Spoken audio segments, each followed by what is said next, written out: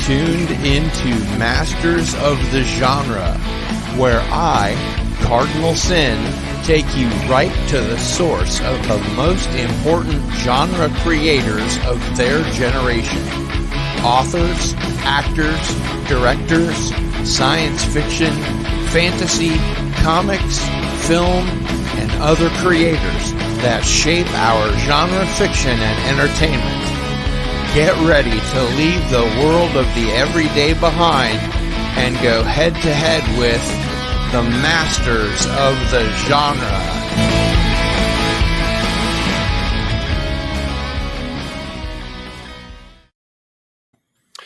Greetings, followers. It is I, Cardinal Sin, and today we have a very special Masters of the Genre for you. Kamran Pasha is a screenwriter and one of the first Muslim filmmakers to succeed in Hollywood.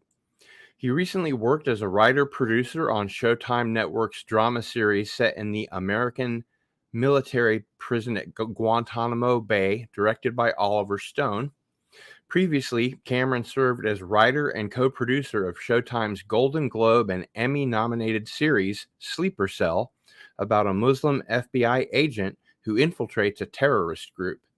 Kamran has written a feature film for the Kingdom of Morocco about Ibn Battuta,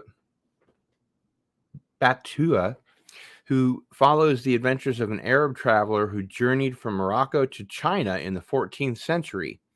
He has also written a historical epic on the love story behind the building of the Taj Mahal for Warner Brothers Pictures, and is currently developing a movie on the famed Sufi poet Rumi. Kamran has also served as writer and producer on television shows including Rain, Nikita, and Roswell, New Mexico on the CW, Shadow of the Swords, and Bionic Woman on NBC. He also served as head writer for the Tron Uprising animated series on Disney XD. Kamran is a published novelist as well. In 2009, Simon & Schuster published Mother of the Believers, a novel showing the rise of Islam from the eyes of Prophet Muhammad's wife, Aisha. His second novel, Shadow of the Swords, an epic novel of the Crusades, follows the conflict between Richard the Lionheart and Muslim leader Saladin for the control of Jerusalem during the Crusades. Kamran holds a BA and an MBA from Dartmouth College, a JD from Cornell Law School, and is an alumnus of the MFA Producers Program at UCLA Film School. Welcome back to Masters of the Genre, Kamran Pasha.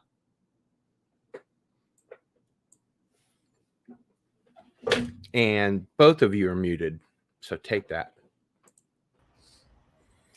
Hi, Cardinal. It's wonderful to be on, and I think your viewers may not know this is my return to YouTube after almost 2 months. I've been doing my thing and had some personal stuff to deal with, but your channel is where I return, so I'm honored to do that. Very good, very good. Well, we're definitely glad to have you here, and I do have a lot of questions for you because last time you were on, we got to talk about a lot of things, and hopefully we'll talk about some different things here. I do want to go ahead and acknowledge everybody that's in the chat. So far, we have Canadian Spider-Man. Thank you for being here. Rough Girl TV is here. Hail. Skogly Jotun is here. Hello. Herc 130 is here, who always says hello, Jenny. And Zax is here. Phantom Boomer is here. And it jumped on me. Ari is here. Hail. Phantom Boomer, Pleasant Valley Picker CA. Welcome back, Kamran. Rui is with us. And Rod Thunderheart. Hail. And Phantom Boomer says that the notification actually worked. So that's great. I'm not being shadow banned yet. Yeah, All right. Well, YouTube's unpredictable. I know, right? So let's go ahead and jump right in. First of all, for our winner today, you have agreed to give away autographed copies of both Mother of the Believers, your 2009 novel, Yeah. and Shadow of the Swords, your novel from 2010. Yeah. Thank you so much. That's very generous of you. I'd like to remind folks in the chat that they must be in the chat at the end of the show during the giveaway to be eligible to win. So while we're on that topic, how did you write, revise, and publish a 530-page book and then do it again with a 400-page book a scant 1 year later? Well, they were released quite a long time after I first wrote them. But let me start from the beginning. The first novel actually that I wrote of the two that are published right now was actually the one that was the second to be released, which is my Crusades novel, Shadow of the Swords. And so this is the one that's a little shorter. It's like, what is it, 400 extra pages. This was originally one of my very, very first screenplays that I wrote right after September 11, 2001, after the terror attacks that destroyed the World Trade Center and attacked the Pentagon and other things. And so I wrote that at the time because I wanted to explore the themes of religious fanaticism, holy wars, but look at it from a different perspective. Because obviously you can imagine right after September 11th, there was a lot of general anti-Muslim sentiment, which some people can start understand at those events. But I want to say, okay, let's frame this not about Islam versus the West, but we can frame it but reframe it. For example, let's go back 1,000 years and literally reverse the entire circumstance where at that time the Muslims are the world's dominant civilization. They have the most advanced technology and culture, and they have actually the most open society compared to Europe at the time. They have a world, and you've got the Europeans who are attempting essentially to fight in their mind, a defensive war against this civilization that's coming upon them and taking away their power and their history, right? And so the Crusades, from their point of view, was that. And so, but they were also very, let's just say, extreme acts, right? Because the Crusaders utilized what was considered, even in their own time frame, very barbaric activities. Even under the sort of morality of the 10th to the 12th century, their tactics were pretty barbaric. I mean, they used cannibalism. I mean, when they invaded the Holy Land, they would kill everyone in a village and eat them as a sign of sowing terror, as reputation spread. To this day, if you in the Middle East, the Crusaders are called the cannibals because that's how they're remembered. Wow. Right? And so so that was a psychological effect that it had, to the point that the Pope actually had to put out a papal bull saying, yes, retake the Holy Land from these infidels, but don't eat them, right? He actually put out a papal bull because this was embarrassing, right? And so this was a very extreme kind of terroristic response to feeling that their civilization was being, essentially overshadowed and being taken over by a rival civilization, right? And this was also a time when Jews and Muslims were very closely intimate and allied, because one of the story is really told from the point of view of a Jewish woman who works as a spy for Saladin, the Muslim king, and he had a lot of Jews both in his administration, in his military, and in his intelligence network. So this was normal. And so here we are, post 1948 Middle East politics, where a lot of people are startled to realize that Jews and Muslims were historically very actually close and intimate relations, and that the Jews of the Middle East viewed the Crusaders as a massive threat, whereas they viewed the Muslims as their friends. Very different from the politics of the current past century, right? So I want to tell this story because I want to highlight that the enemy is not Islam, it is not Christianity, it is not Judaism, it is not Buddhism, it's not Hinduism. The enemy is religious fanaticism, it's extremism, it's lack of empathy, it's cruelty, and show how our presumptions about our cultures and the moment we are in history are perhaps based on just that moment in history and not necessarily, valid throughout time. And so that I wrote that as a screenplay at the time. When I gave it to my agents originally, they were like, I was young, not even up and coming. I just barely arrived in this town a few months before. I'd sold a couple of small TV scripts, and then I handed this huge epic on the Crusades. I mean, I don't have a movie sold or anything. I mean, and so they're like, what is this all about? And they're like, this is a little too big for you, son. And I don't think there's any market for the Crusades. I mean, September 11th, this happened. It's too emotionally toxic. Nobody wants to deal with it. And that's what they said to me on the Monday morning that I handed them the script. And literally 3 hours later, I get an email saying, take a look at Variety. So I go to the Variety website, and Ridley Scott had just announced 3 hours later, Kingdom of Heaven. right? Ah, Which, if you've seen the feature film, which is a wonderful, in fact, I would urge you to watch the director's cut, which is even better than the one that put in the theater. The whole full hour, and it's much deeper. But so the Kingdom of Heaven movie ends up being a prequel to the story that I tell, because Kingdom of Heaven is about the Crusader kingdom in its last days, and it's Saladin is the adversary, and by the end of the movie, Saladin conquers Jerusalem, and the Crusaders essentially leave. They're expelled, the Crusader, and they go back to Europe. And that's how the movie ends. And the final scene of the movie is Richard the Lionheart showing up, telling Orlando Bloom, the hero who's now a retired soldier, he doesn't want to fight anymore. Hey, come back with me and fight in the Crusades. He's like, no, I'm just a blacksmith. I'm not a soldier. I'm out, right? And so that is where that movie ends, which is, for anyone who's read the novel, and I hope some of you will, someone's going to win it, that's where the story picks up in my script. And remember, I had written this before Kingdom of Heaven came out. I'd written those about 2 years before it came out. And so the story continues from there. So the short story of that is my agent suddenly became very excited because now Ridley Scott is doing the topic. Now the topic is not verboten. Suddenly it is something that is exciting to the town. And Ridley has just hired William Monahan, a really brilliant screenwriter, but he doesn't have a script yet. That's all he announced. Is, I've hired Bill Monahan to write this for me. He doesn't have a script. I got a script. I got a script that's done, right? And so, and we could at that point perhaps talk about the dramas that happened with that getting out there. I got a lot of interest from major producers and studios, but ultimately it was too scary for people in the industry because, even Ridley Scott's movie has got the European heroes versus these sort of Middle Eastern villains, even though Saladin is not really a villain in his movie, and he makes that very clear. But they're still the adversary. And I flipped it, where it's the Crusaders, the Europeans are the adversary, right? And that was something that was very difficult for Hollywood, and they couldn't handle it. And so it didn't ultimately sell. But I was very frustrated because the response from very, very top producers, talking about Imagine, which is Ron Howard's company, Gillian Hurd, who had done the Terminator movies, Laura Ziskin, who had just done the first Spider-Man and had become a huge hit when my script came out. They were all championing the project, and none of them could get it made. And so I was like, well, this obviously has some value if these people of this caliber are championing me, and I'm a nobody. It's arrived in town like 9 months ago. So I then novelized it, and we can talk today about the process, but I turned it into a novel.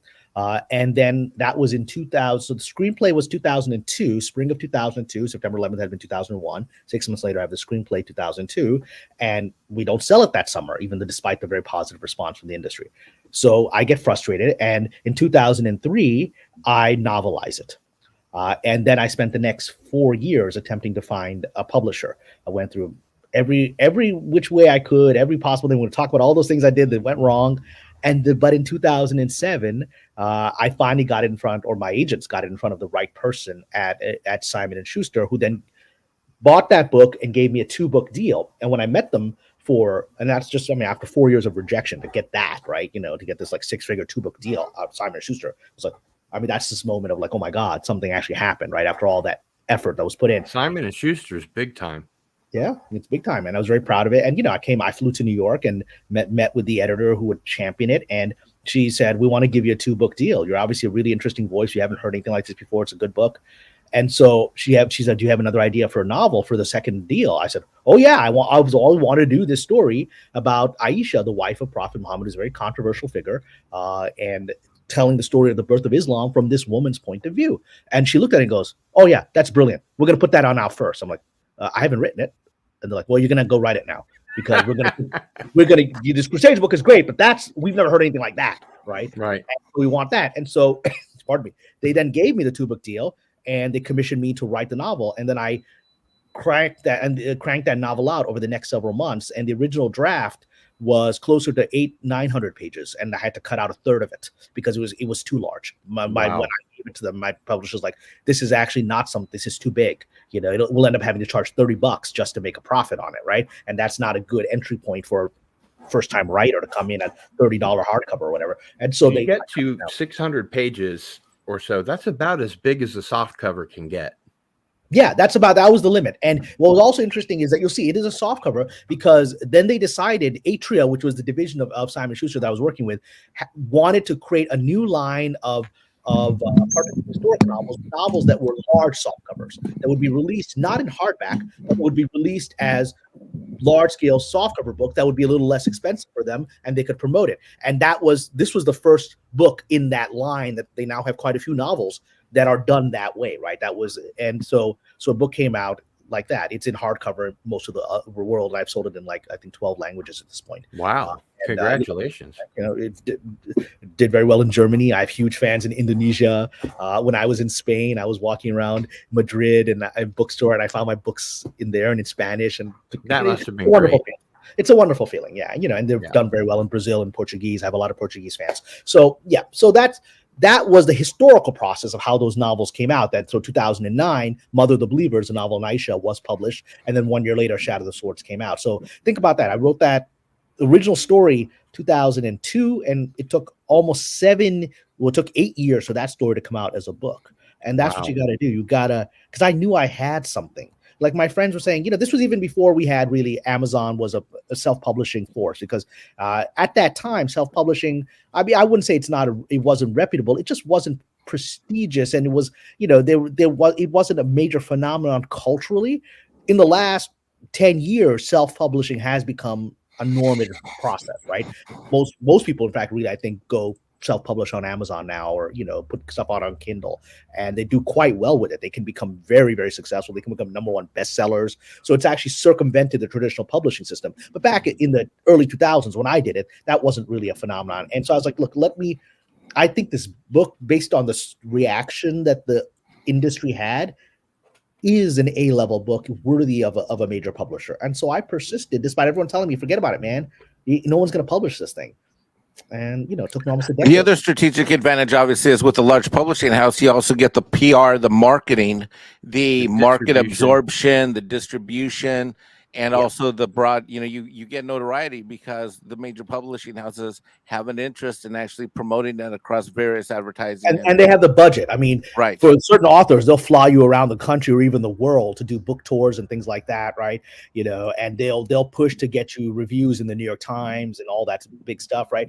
Washington Post, and all that. And so that's the powerhouse. But culture is changing, and so what we're having is, like I said, we've got #1 bestsellers who are, self-published on Amazon, and people are making, a lot of these self-published authors, most of them make a lot more money than they would necessarily from a publishing deal, just because most of it is going into their pocket.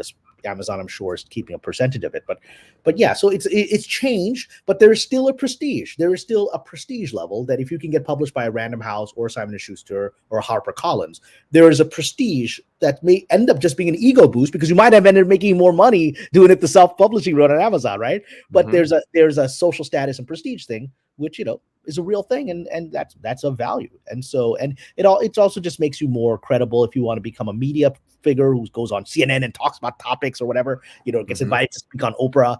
That's harder to do when it's self-published. It's easier when you've got the backing of the system. So you've had a wide impact with your Patreon subscribers. Yeah. I've heard feedback from many of them about how helpful you've been to them, their process, and that you've helped them find more coherence, a better direction, something to which I can personally attest.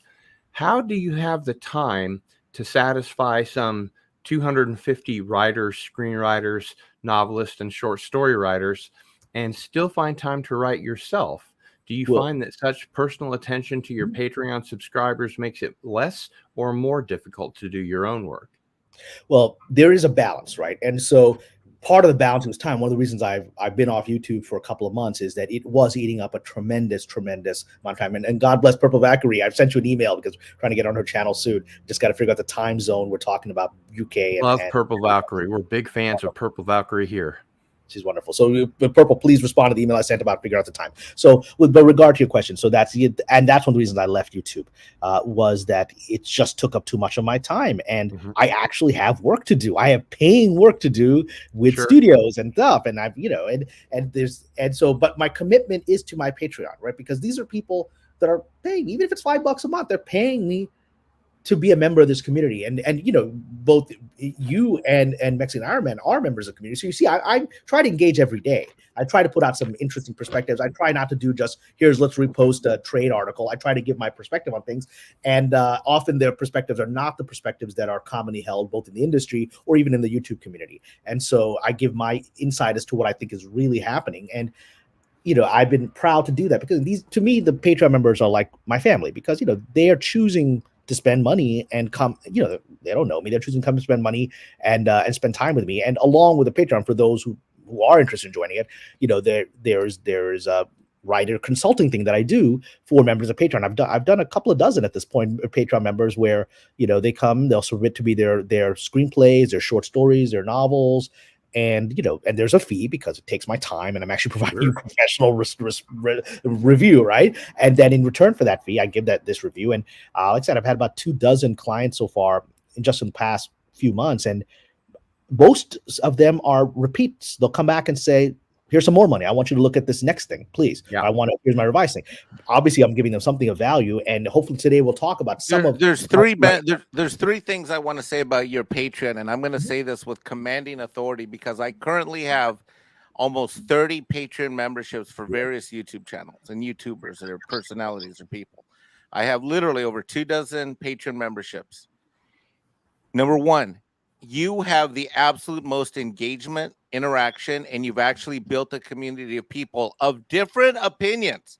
Because in our Patreon group, your Patreon group, I should say, your Patreon group, it's ours. We're all there will be people that have shootouts. We have shootouts with each other. We don't all get along. We all get along. And I'll let you guys do it. I put my opinion in there, absolutely. But people say I think they're wrong. So for those that are craving true free speech or diversity of opinions in a respectful platform, you're not going to find anything better than this Patreon membership, and I feel very strongly about it. Number two, if you are a Patreon member, you get discounts on Kamran's rates in terms of his consulting. You get discounts. And number three, if you participate at the higher levels, I mean, I am at the highest level I think that you have, but I don't. You can even talk to the guy on the phone, and he'll give you advice, maybe yell at you. I don't know. But I've yelled at people. I mean, our wonderful Rod Thunderhart, who's a member, and he's brilliant. He's a brilliant author. You should go check out his books, which I've actually gave him some feedback on some of his writing, and he's a brilliant writer. But Rod will know I was very hard with him, you know, and especially if you're going to hire me to give you professional feedback, you're going to get your money's worth, which I'll tell you what works and I'll tell you what doesn't work. And if it's not pushing through your thick skull, I'll push it through. It's like, you're not approaching this the right way. Then it can help. And so for those that aspire to be successful, I highly recommend that. And I hope we're going to get into the last thing I'll mention, and then Cardinal, I'll let you go with your questions. But I do want some part of this show for you to talk about your writing process, because you have been flown around the country. You are an esteemed and prestigious lecturer at the top university. So I'm hoping Cardinal I'll let you talk about briefly without giving all your secrets away. You know, well, it's almost a book. There's a very lengthy piece I wrote on the Patreon, which I republish or repost every month, because I have new subscribers every month who've never read it, and they're like, the consistent response, if you've seen on the comments, is like, oh, they just paid for the Patreon. I just got all the advice I ever needed, because I go through my entire method of writing, which I'll give an introduction to today, I hope. But it is a very specific method that I've come up with that I've never seen anyone else do, and it's always worked. And it's everything I've ever written in 21 years has been this method, and everyone who's followed this method seems to rapidly, increase the quality of their work. So, very much so. And just to let Mexican Iron Man know, yes, that is part of my my question bank here. So let's go ahead and let's keep going. Get some more information from Kamran. In addition to reporting on the current politics in Hollywood's papers of record, Deadline, Vanity Fair, and other industry media outlets, you're also working on a script about which I've been sworn to silence. And I bet you have a few other projects ranging from the back burner to up front in your agent's office. Last time you were on the show, I asked you how you came to be a writer, screenwriter, and producer, only to find that it was so dissimilar from most that it bore little resemblance to how most writers try to find success. Well, and most writers don't find success the traditional way, not in my experience. They try the way they think works. Mine was completely arbitrary and it worked. And that's both in Hollywood and in the marketplace of literature in general. What can you tell us about your process that beginning or less successful writers could employ as best practices? So let me give overall, then I'll go a little bit into my method. Okay. So the overall thing for any writer, and this is true for any artist, and remember, most artists are people with day jobs. Most artists are working, right? Because they had to survive. Most of us, can't live off of our art permanently. Even Leonardo da Vinci had a day job, which was he was a military engineer. He developed weapons of war for the various princely states of Italy that were fighting each other. That's how he financed living as a painter and a sculptor and all that. I mean, because he was making weapons. I mean, so everyone's got a job. So don't think, oh, I'm working here. How am I ever going to be an artist? I wrote my first screenplay while I was a full-time attorney, working 80 hours a week. I sold my first screenplay like that, right? And so I wrote it, I sold another one while I was still working 80 hours a week as an attorney. So it could be done. I did it, right? So the first lesson is that you just have to, and I'm going to talk about writers, but it applies to all artists who are listening. You just got to write. Number one, that's the first thing. You have to do it, right? You can't talk about it. Everyone I know talks about the great American novel they're going to write, or the screenplay they're going to write, or this brilliant idea that they have. Ideas don't mean anything. They're literally, people are always pitch. I mean, the most insulting thing you can do to a professional writer, screenwriter, and it happens to us every day. It's an in-joke. You know you're a professional in the industry when this happens to you is when you sit on an airplane and the person next to you goes, "Hey man, so what do you do?" I'm like, and you know, I'm a screenwriter. And then 3, 2, 1. Oh man, I got this brilliant idea for a script. Let me share it with you. You gotta keep it confidential. You got to keep it confidential. I'm going to trust you. I got this idea for a script. And then this is what I suggest. You go write the script for me, and then when it becomes a huge movie, we'll split it 50-50. Right. Because I gave you this brilliant idea. And the idea is always like, well, you know, my mom had this thing, and my grandma. I was like, okay, you're sitting there. Like, and it's like, the idea isn't worth anything. Everyone's got an idea. You know, your brilliant one-sentence thing of, you know, here's an idea. There's an asteroid coming to hit the Earth, and they sent astronauts up there to blow it up and save mankind. There were 2 movies with that idea within a week of each other. Yep. Armageddon and Deep Impact. They were the same, but they're completely different movies because there was only one good one, but there were 2. Yeah. Yeah. I mean, they were good. They're not. An idea is not copyrightable. Right. You know. So you think, first of all, I'm going to tell you confident. That's the other way I know when someone is not a professional writer. They always send me a message saying, you know, I need you to sign this non-disclosure agreement before I share my idea with you. I'm like, I didn't sign no non-disclosure agreement. And guess what? Your idea, I can take it. You pitch me that Armageddon thing. The difference between you and me is I'm going to write the script. You're not going to do that, right? So the first lesson is you got to write. And that's the only way you learn how to do this. My very first script, the first teen horror movie I wrote 22 years ago, you know, that got me my first agent. I look back and I go, oh man, this is not a good script. I'm embarrassed, but it was good enough to get me an agent, right? But 22 years later into the craft, I'm still learning it. And the only way I'm learning it is by doing it, right? And then I'm like, oh, okay, I'm getting better, because it is like any craft. The more you do it, the more your brain starts attuning to it, and you start going to higher and higher levels of mastery. That is a lifelong process. Michelangelo, his dying words are allegedly, "I'm a glorious failure," right? He looked back at his life as he's on his deathbed, and we think of Michelangelo as one of the greatest artists of all human history, right? Sure. And this guy's like, I was all my rough draft.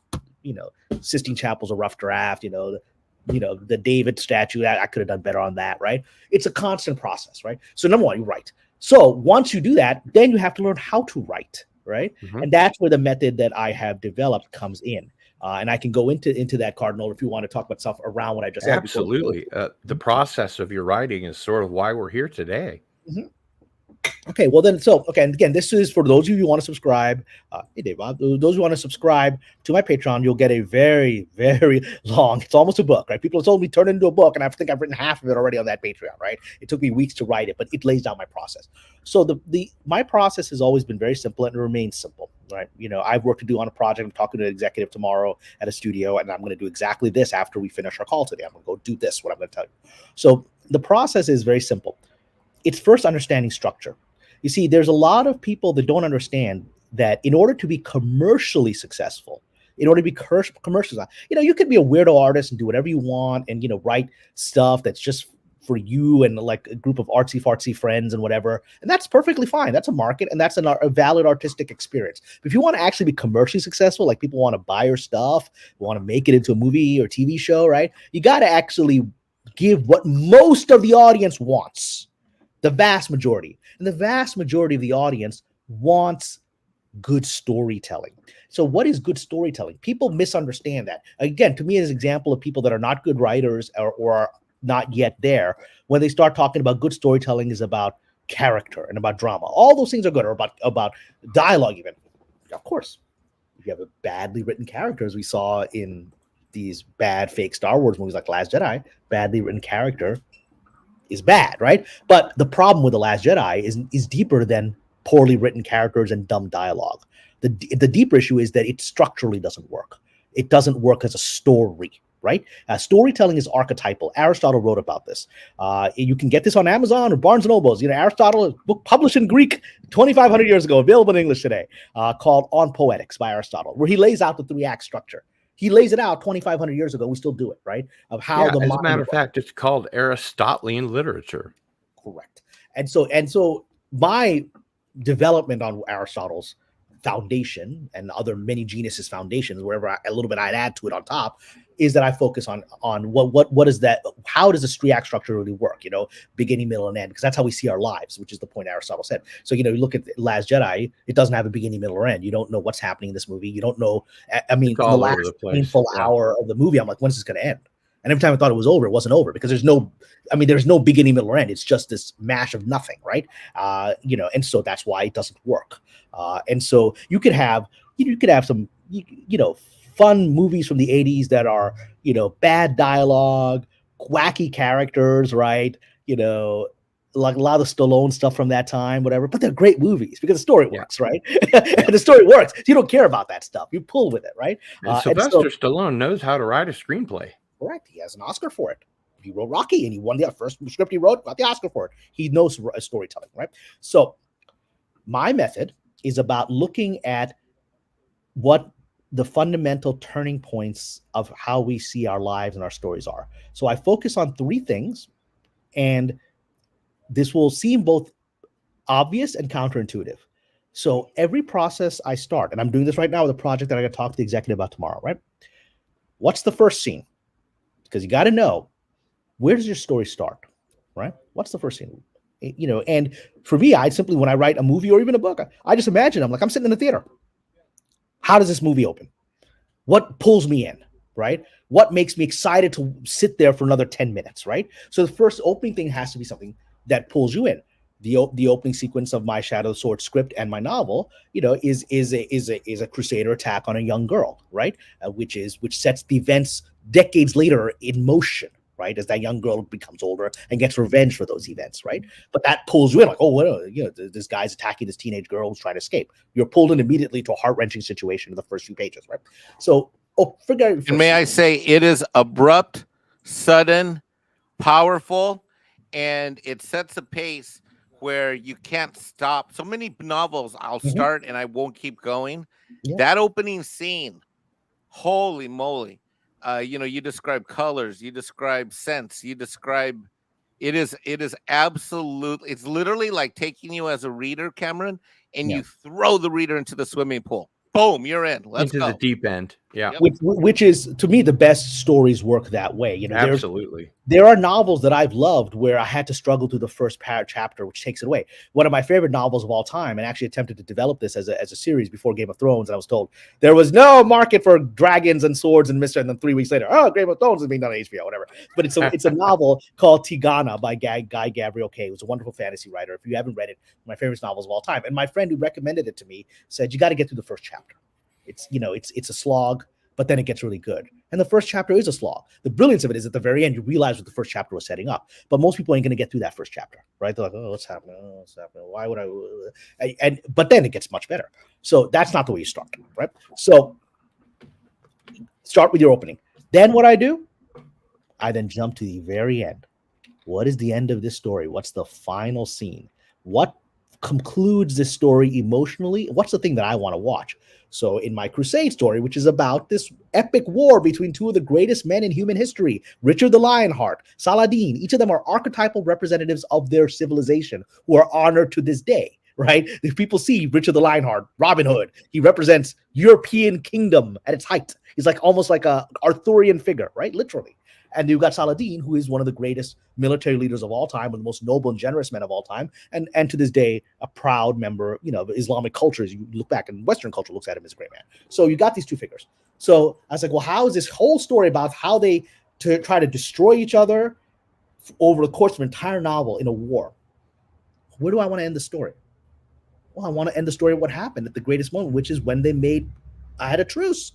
The war, the Third Crusade, which is what the novel's about, ends with what happened, which was a truce. Neither side won. The Crusaders control the coastal region, right? but they weren't able to get in further inside. They weren't able to control Jerusalem. They were pushed back out.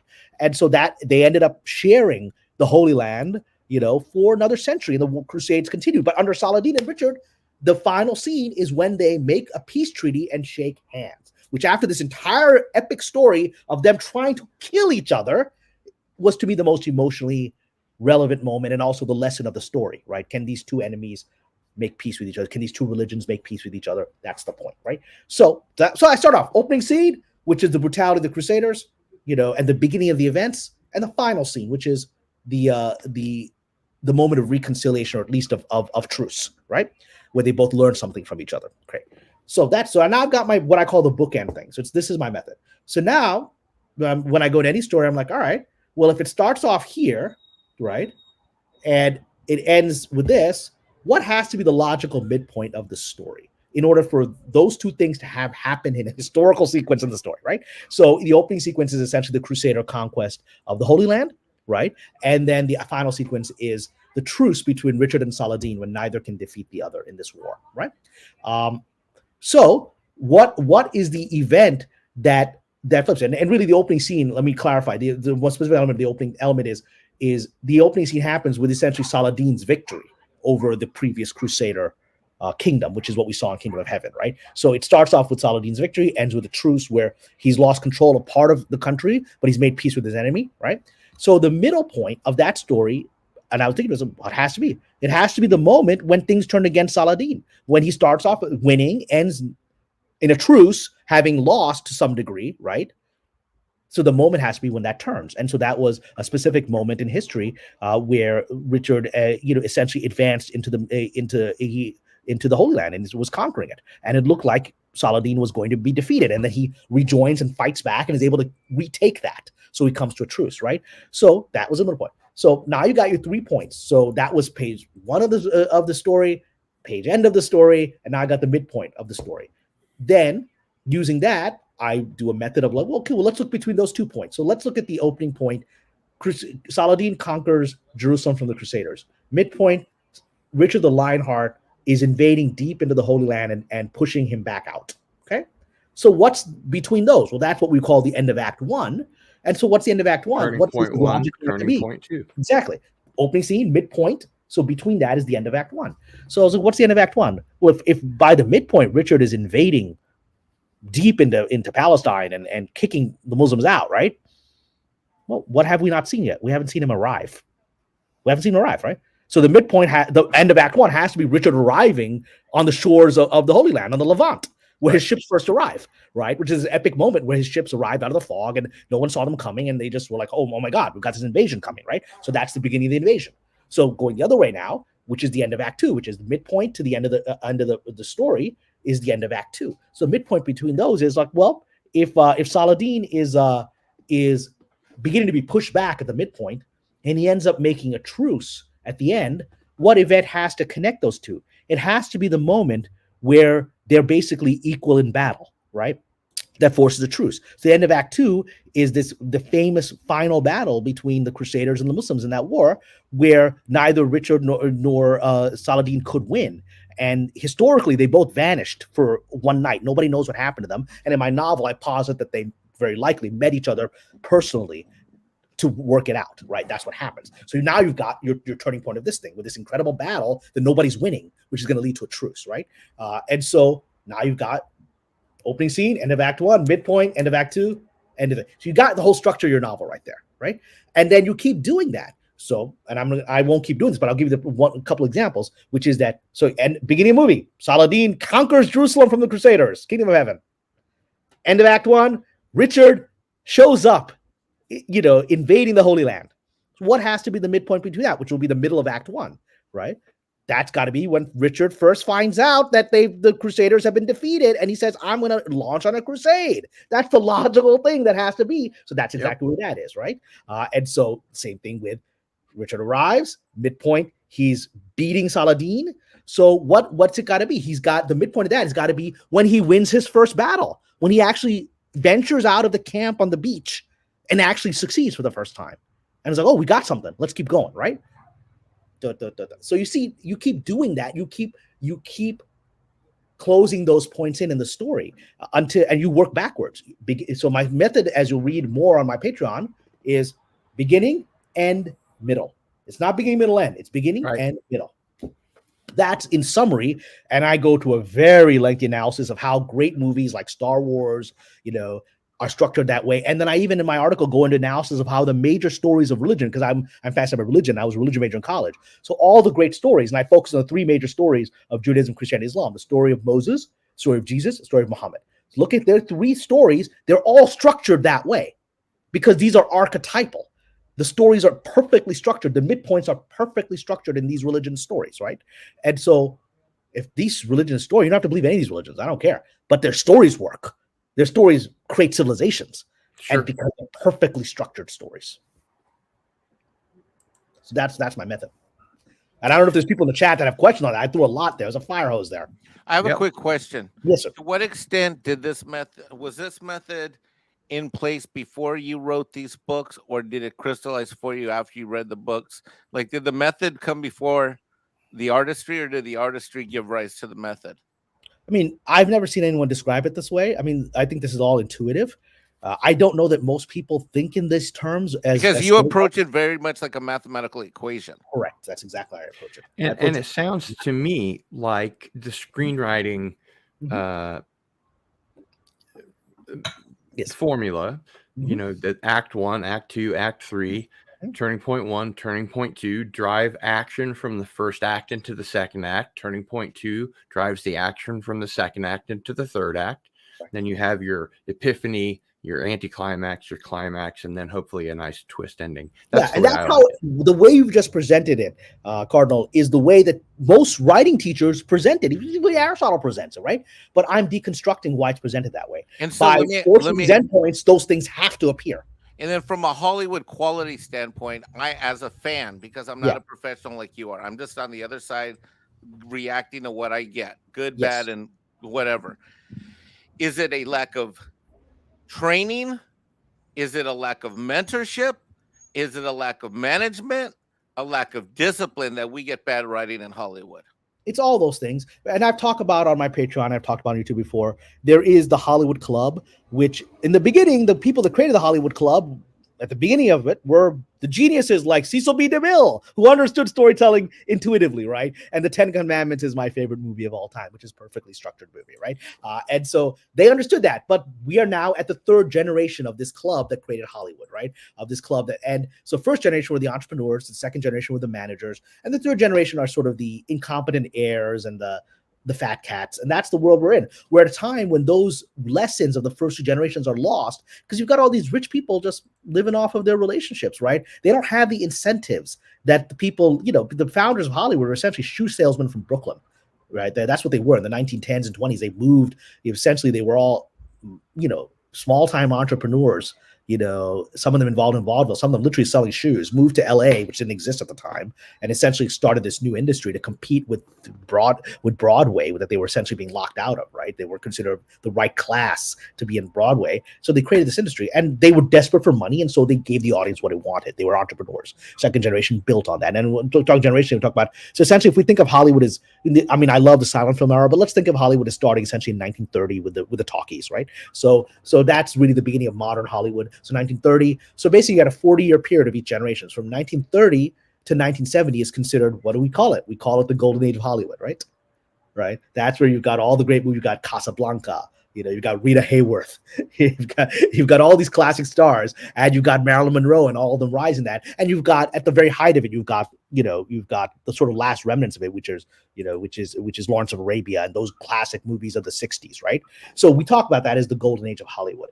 And then the next stage we talk about as the time when the studios get involved, which is the 70s. So the next 40 years, 70 to 2010, 1970 to 2010, is when essentially those old timers died out and their big companies, their studios, which were run by these shoe salesmen, who are now 90 years old, are now sold to big corporations, right? Columbia becomes part of the bigger corporation, ultimately Sony and these other places, right? And then they bring in managers who are building on what was done there, who are less intuitive entrepreneurs, but they're trying to make stuff that they're listening to market feedback. They've got focus groups. I don't know how much focus groups, someone like a Cecil B. DeMille had. He just knew that people wanted to watch Moses' story, the 10 Commandments, or something about Jesus. He knew the market wanted that. He didn't need a focus group for that. But the next thing is the corporate guys that come in, make focus groups, make stuff. But even in that environment, you got the next generation of people like the Coppolas and the Lucas and the Spielberg who rise in that as sort of a resistance to the corporatization of Hollywood. So there's still an entrepreneurial energy fighting back against that, right? That's the next 40 years, right? So you've got these young Coppolas and Spielberg and Lucas who starting off in their 20s, and the next 40 years, they dominate and they create some of the great next level of films. And then guess what? The next generation starts around 2010. Remember when it happened in 2010? That's when Disney bought Lucasfilm, right around 2012, right? Yeah. So suddenly, because that generation, the last fighting filmmakers were retiring, which was what Lucas was essentially doing with that. Spielberg was pulling back. All the zoetrope. Yeah. Zoetrope. They're all pulling back, and they're all sort of setting up, I'm grandpa now, I'm just going to relax. And next generation. Problem is the next generation has grown up with two generations watching grandpa and dad win. They don't understand why those guys won, because those guys were entrepreneurs. So now you got these rich people who've been raised in a club of people that weren't socially rejected shoe salesmen from Brooklyn in the 1920s. These are people that are the top of the world now. Their families are hanging out with they're hanging out with presidents, right? They are the top. They're the club now. And they're just relaxed. They're fat. They got lots of money. They got all these famous friends. So they're not even listening to focus groups anymore like their parents did. Now they're just listening to each other, which is their smug, arrogant, rich kids who Echo chamber. Exact echo chamber. And guess what? You see what happened at Lucasfilm. You see what happened the last 10 years of filmmaking has been primarily terrible. It's just been bad. There's some gems, but it's been mostly bad. Yeah. Right. And so it's because you got this generation, this club, right? And so the long way to answer what Mike originally said, that is the result. This is a natural process of corruption that happens. The Chinese say that the cycle of wealth is 3 generations. The first generation creates it. The second generation spends it. The third generation squanders it. That's Hollywood. We're in the third, and now as a result, because of that, now you're having people like us who all love film and storytelling. The next generation of the new first generation that's fed up with the corruption and the destruction of our entertainment is rising. So we're now setting up the next 40-year cycle. Very good. In your acknowledgments, you say that writing a first novel is an act of faith. Yes. What do you mean by that? And what first drew you to Aisha and her remarkable story?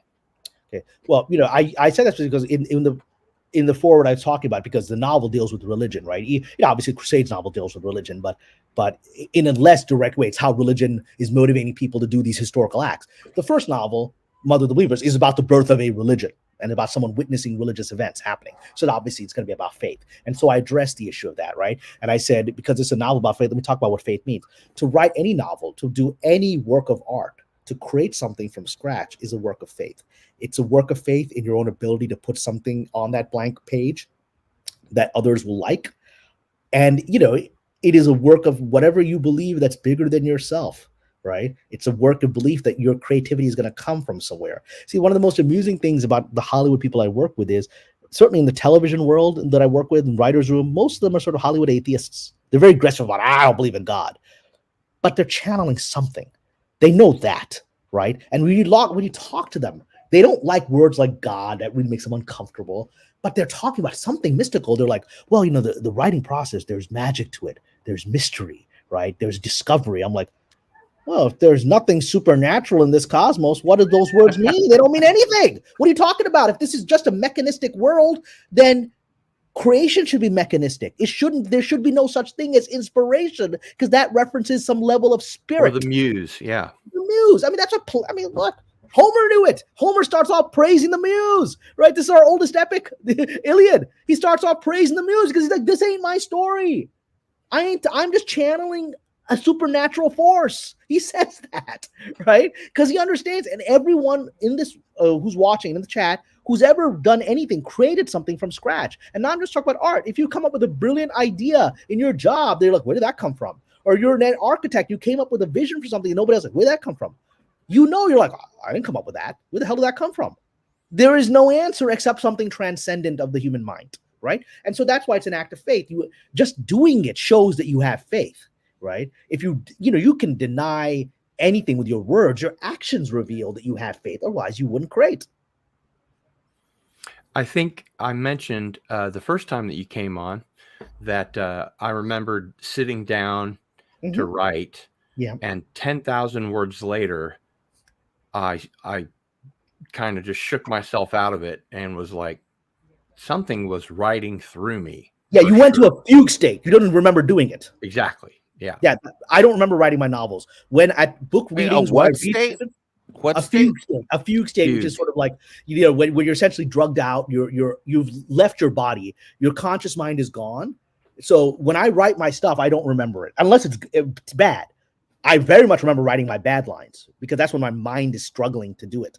When I just let the muse, for me, it's God. But when I let the muse come through me, I'm channeling. I don't know what's happening. And when I read the material, I'm like, where the hell did that come from? I don't remember writing that. When I do book readings, I read, people ask me to read sections from my novels. They're fresh to me. I'm like, who the hell wrote that? I wrote that's in the book. I didn't write that. What were some of the challenges you experienced as an author in writing from the female perspective? Well, it's interesting. There's two kinds of challenges that exist. One is just the challenge of any author trying to imagine an experience that is not their own, right? And that's a wonderful thing because that pushes you to hopefully, especially as a writer, to develop empathy, right? Because you have to be able to see other people's points of view. And I particularly did that in my Crusades novel because I think because Mike has read it, I go out of my way to show the three different points of view of the war: the Muslim point of view, the Jewish point of view, and the Christian point of view. So my Christian friends who assumed this was going to be an anti-Christian diatribe because I'm Muslim, they assume it's not. I go out of my way to show the layers of the Christian community in that army, those who are devout, who are like, I don't think Jesus wants us to do this, right? I don't think this is what Christ is about, versus those who are just, I'm Christian, whatever, I'm going to take out these brown guys, right? There's a whole range of perspectives. And even with the perspectives I don't like, I try to be authentic to them. I try to show, like, one of the characters in the novel, historical figure, I believe it was Conrad of Montferrat. He was a very famous Crusader knight who was a really sort of vicious bad guy. He was a really bad guy. And he comes to a really ugly end. Historically, he did, and in the novel, he does. But in the moment where he dies, the person who kills him, I then go into that person's guilt and feelings of having killed another human being, who we have seen as a bad guy throughout the story, right? But then he has his moment where, as he's killing the guy, he has an image of the guy as a child playing as he's killing him, because it was a kid once.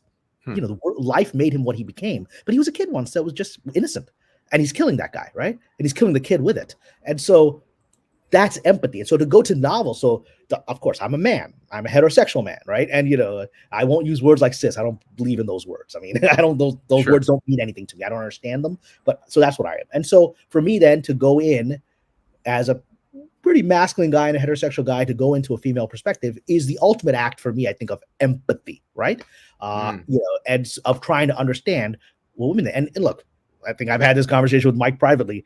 All guys do, most of us, all we do, spend all of our time trying to figure women out, right? Yeah. Because they're a big enigma to us, the way our brains work versus how their brains work. And to me, there's a joy in that, as a man who loves women, to actually try to go in and see how they would see the world. And the greatest praise I've ever gotten on my novel, Mother of the Believers in particular, is I've received emails, and there are a few of them, from different people who email me through my website or whatever, female readers who didn't know who I was and just picked up the book because they like historical fiction. Women read a lot of historical fiction. It's a beautiful woman on the cover, right? So it seems like a very female-oriented book, right? And so they emailed me saying, I didn't know this. Thank you, Cardinal. I didn't know that you were a man until I finished the novel and I saw your photo in the very back, right? In the author's thing. She's like, wait, it's a guy? It's a guy? I spent 600 pages seeing a woman's point of view about this, and all of her feelings authentically presented, And so that was, figure women out impossible. That's the mystery and the magic of it, right? It's always one step ahead of you.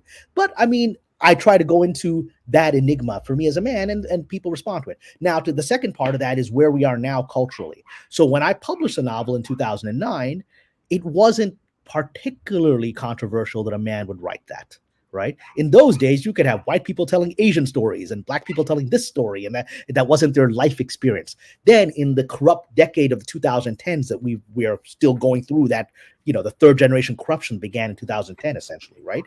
It has reached a place where society is no longer allowing artists to use imagination. Now you've got to identify. You have to be what you identify. And it's a horrible thing in Hollywood where people aren't being hired because they're not of XYZ box, ethnicity, sexual identity, whatever. And they're not being allowed to tell the story. And so I have a friend of mine who was a very successful movie writer, white gay male.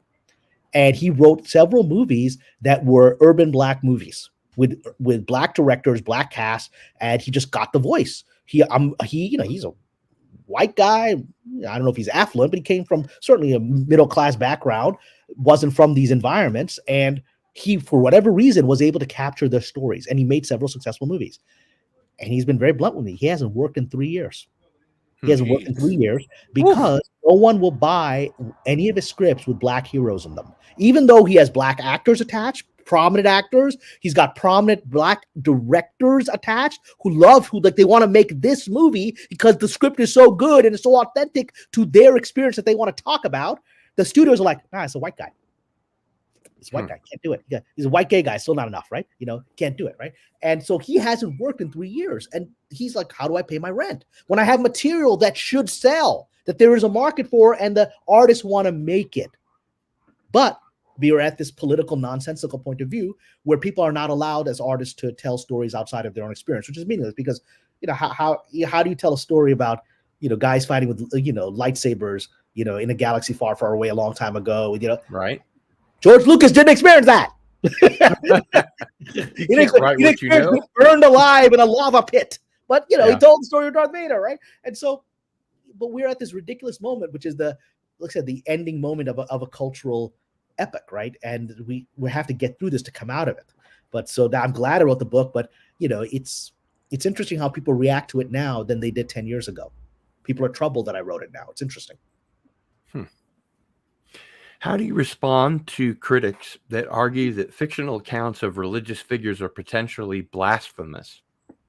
Well, I mean, any account of anyone's religion is considered blasphemous by somebody, right? Because religion is a very sensitive and personal topic, perfectly understandable, right? And I talk about this in my author's forward because, you know, the first thing I say in my author's forward, this is a work of fiction. If you want to read about the history of Islam, here's 25 books, which I then list in my author's note, right? Here are all the sources I used. Here are the original sources from 8th century that were translated from Arabic to English. You can read them, available on Amazon, right? You can go back and read the original stories. But I'm going to say something controversial here. And those who are my fellow people of any religion who are believers might find this offensive. And I say this as a believer. Well, you're on the right channel. Okay. So, and good. And this will, you know, and I've said, and I believe this, and I say this as a believer. All historical accounts of our religious history are historical fiction. They're accounts that are written inevitably at least a century after the events that unfolded, right? And so there are later generations' effort to remember an event through usually oral account, which has gone through a telephone process, right? Of people passing along as they remember it, putting their personal inflection onto it, right? You know, the earliest gospel that we have, I mean, you look at the Gospels of Christianity. The earliest gospel we have, by, again, most historical consensus, there are some scholars who disagree. By most scholarly consensus, the earliest gospel is probably the Gospel of Mark, although I think it might be the Gospel of Matthew. I have my own views of that. But the historical consensus is Gospel of Mark, which is written probably around 60, 65 AD. So we're talking about at least 30 years after Jesus is gone, right? And then the Gospel of John is written well into the next century. So it's written about 70, 80 years after Jesus. So these accounts are written by people that heard these accounts from other people, right? In Islam, the Quran, most scholars would say the Quran has been accurately preserved as a religious text.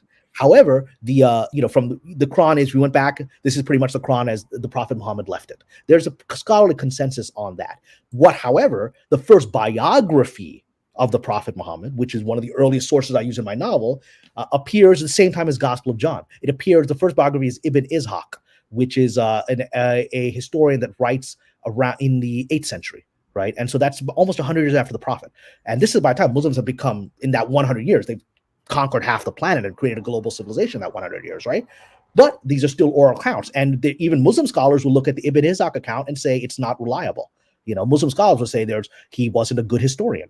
He talked to a lot of people who were like, yeah, I heard the story from my grandfather who knew the Prophet Muhammad. And he talked to a lot of questionable, shady people who had agendas. I mean, that's what Muslim scholars were saying. That's the earliest account we've got. They're like, I don't know about this guy. He accepted without question any account that was given to him.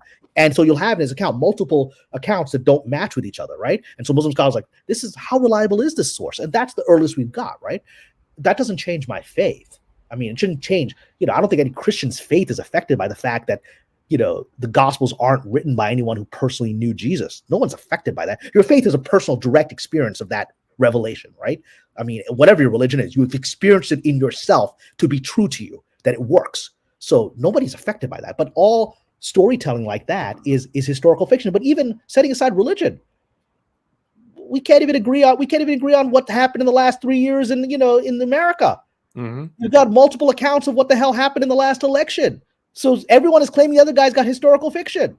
So what the hell is it, right? And so, you got that all human beings are, when they relay a story, they're presenting their perspective. That's why we have the archetype of telephone.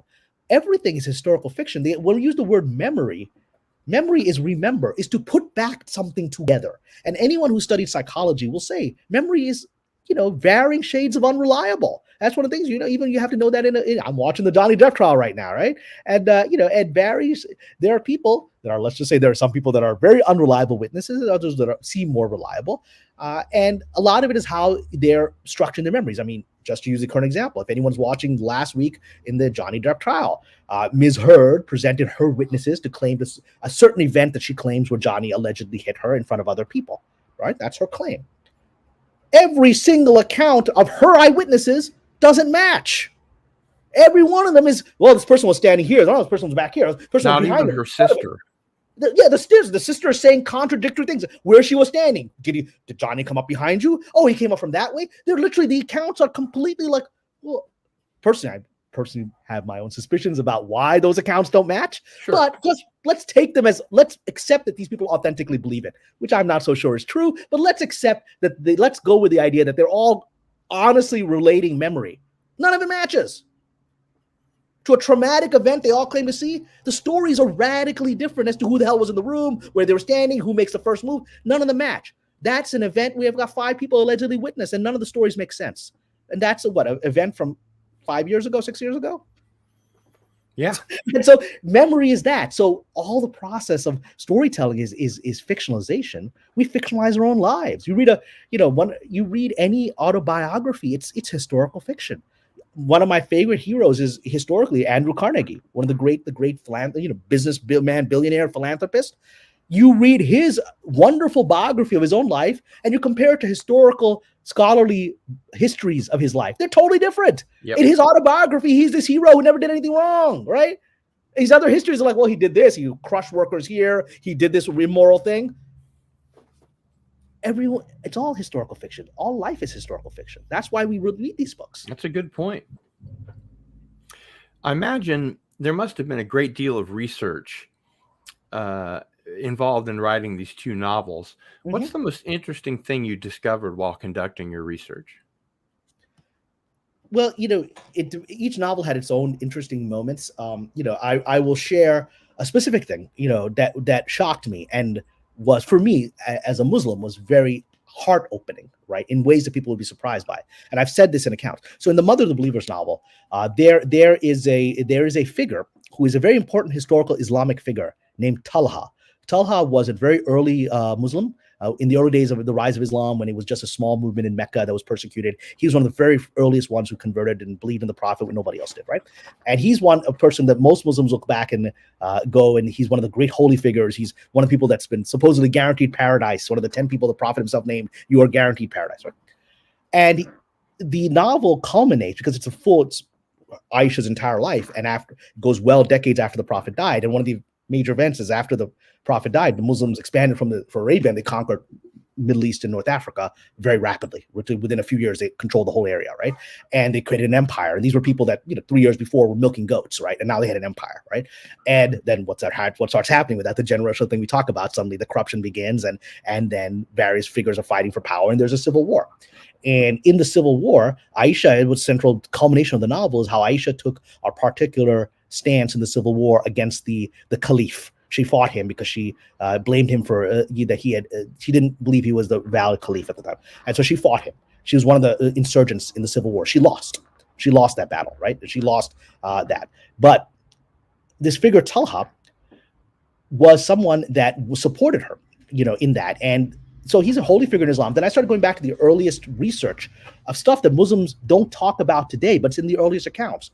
And I was blown away by this. And I was shocked by this. In the earliest accounts, it talks about how Talha, who's a young man, had essentially fallen in love with Aisha before she married Muhammad, right? He had been planning to marry her. He'd essentially asked for her hand in marriage from her father. And the father was like, no, I think the prophet wants to marry her. And that's the better marriage, right? I'm going to marry my daughter to him. And so he didn't get the girl he loved, right? And what's fascinating is that he stuck with the prophet and became a close inner circle. But what was interesting, the accounts I found was that his emotions didn't go away. He loved her, right? And he just can't have her, right? And so there was a time when she was a young, beautiful girl. And so there were some guys talking around, guys being stupid idiots, right? Locker room talk, all these guys saying, man, she's a hot babe, and when the prophet dies, I'm going to marry her, right? That kind of stupid talk, right? Disrespectful, but it's human. And so he heard that and he got really outraged that they were saying this kind of stuff. And so he said this, and he said it publicly. He said, you guys are all garbage people for saying this kind of stuff. If the prophet dies, I will marry Aisha to protect her honor from all of you, right? So, and it slips out of his mouth. He's still thinking in terms of, I want to marry her, right? Yeah. And so this gets back to the prophet, who's a human being. In Islam, he's not a god. He's a human being. He's emotional like the rest of us. He didn't like hearing that his followers like, I'm going to marry your wife when you're dead, right? He don't like hearing that. He's like, why are you saying things like that about my wife, right? And so suddenly a verse comes out in the Quran that prohibits the Muslims from talking. First of all, it prohibits, number one, says the wives, because the prophet had multiple wives, just like sort of the biblical figures did, said none of them are permitted to ever marry again after he dies, because they're called, that's the title of the book. They are, in the verse of the Quran, they're called mother of the believers. They are now your mothers. So being with them would be like incest, right? Because they're the spiritual mothers of the whole community. And the Quran also knows, the moment the prophet dies, there'll be people fighting over, I'm going to marry. It's going to lead to an actual fight. A war, right? And so best thing is, no, they're gonna be nuns. They're done. They're not gonna marry anybody else. And so now you've got Talha not only being sort of embarrassed publicly that he said this. In the Muslim perspective, God himself has ordered that you can never marry her ever. It's never gonna happen. She's your mother now. You got to treat her that way, right? And most guys would be like, man, that sucks. I'm done with this, right? And I can't even marry her when he's dead. I was hoping, I love her and I can't ever have her, ever. And yet he, with that embarrassment and with all that, he stuck by the prophet's side. In the famous Battle of Uhud, where the prophet was nearly killed, he jumped up and he physically blocked the sword that was going to hit the prophet's head. He lost his hand. His hand was chopped off when he blocked the sword. Here's a guy who loved a girl, lost her to the boss, been told he can never ever be with her, and he sacrifices his hand for that guy. That's a level of faith I don't have, right? And the idea that he had gotten over it, the early accounts, in that final battle, that civil war where she lost, he died protecting her. When the battle ended, when essentially her camel that she was sitting on was surrounded by the enemy combatants, and he stood there to the last moment in front of that camel and took all the blows and died, saving her life. So he still loved her to the end, right? Even though he could never be with her.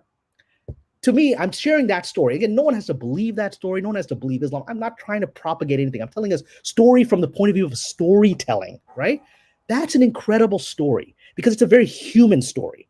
It is a human story of a guy who loves a girl, can't have her, prohibited to be with her, and still his personal faith is able to help him overcome these emotions, but he never gets rid of them. To the end, he's still like her guy, right? And he'll die for the woman he loves, even though he can never be with her. That's kind of like very tragic in a very Tolkien way. If you look at some of the Tolkien stories of Silmarillion, they're like that, right? Oh, yeah. Yeah, and so again, you don't have to believe any of this stuff.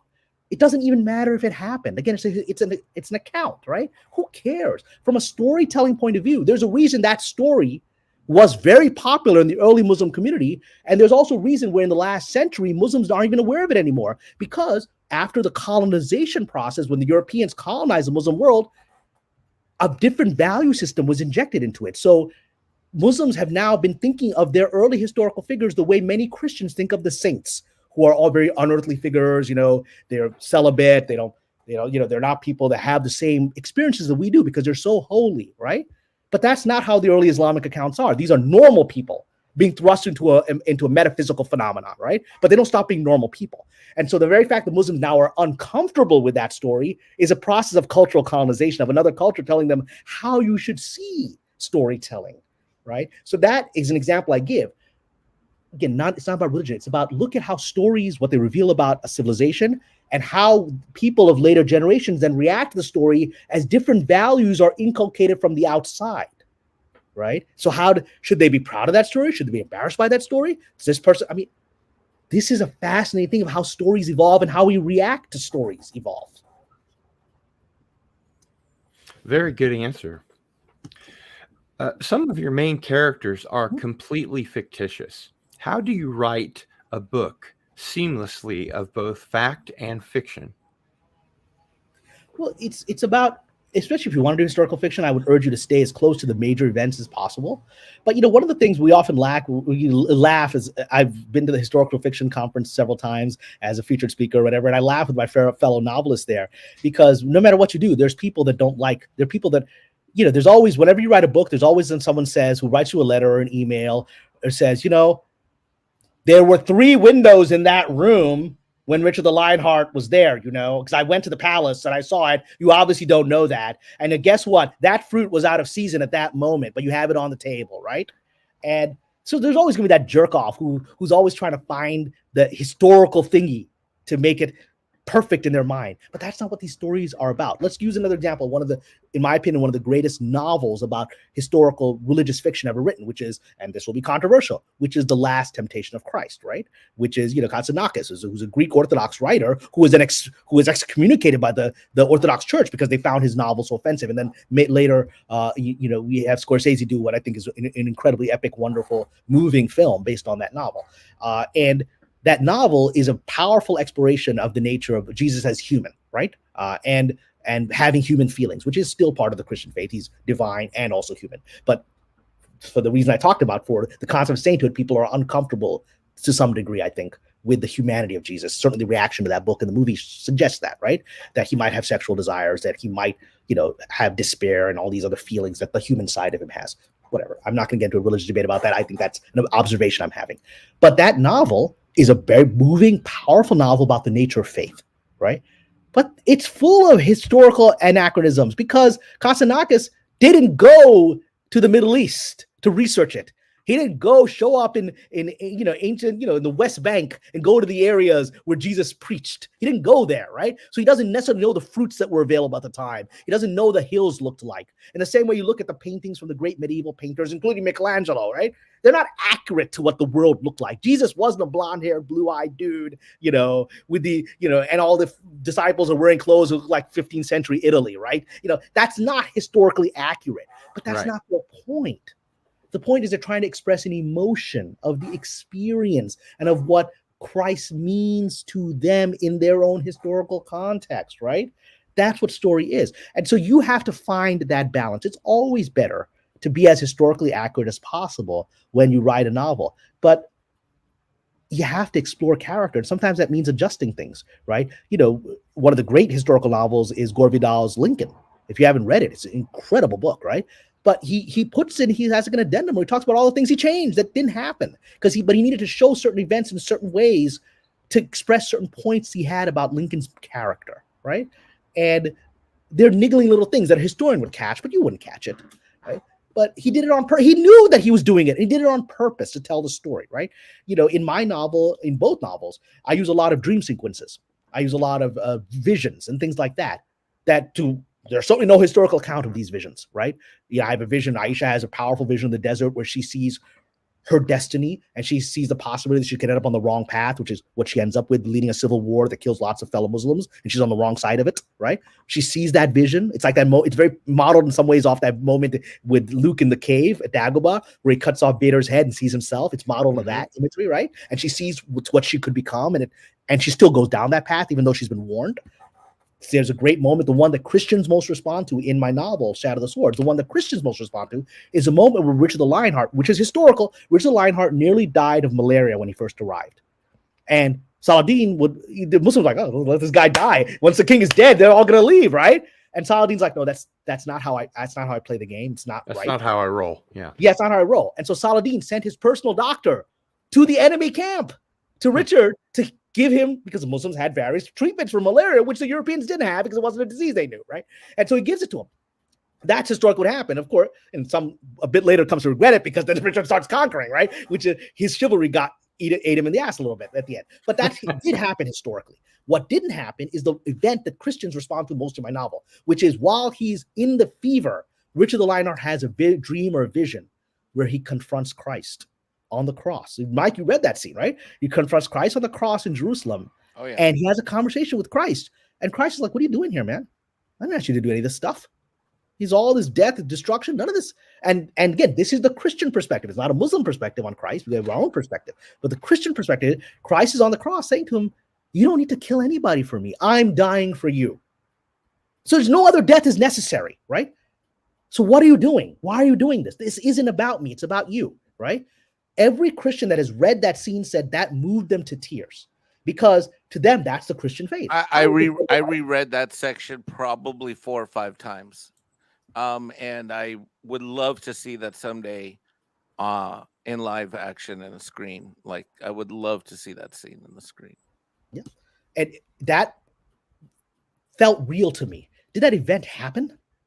There's no record. We know he got sick and was knocked out. He never gave an account of having any vision of Christ, but it felt real to the person that he was, in the sense that he was a conflicted guy, driven by this need to prove his father wrong and to be a better king and to fight for his people, and also by his own personal narcissism, now in this holy land where he's being confronted with his own faith, right? So, and one more thing I'll say, that some of the greatest moments are those moments where you imagine something that didn't happen. Well, I think what one of the things that scene does is that if you're raised Christian, if you're born again Christian, it's incredibly reaffirming scene, because it reminds us as Christian that while sometimes we may think it's holy to kill and crusade and all of that, the greatest thing for someone who's raised a Christian and accepts Christ is to basically say, no, Jesus died for your sins. And from that is where you find strength. That is where you find refuge. And that's where you find, the glory of heaven and all of that.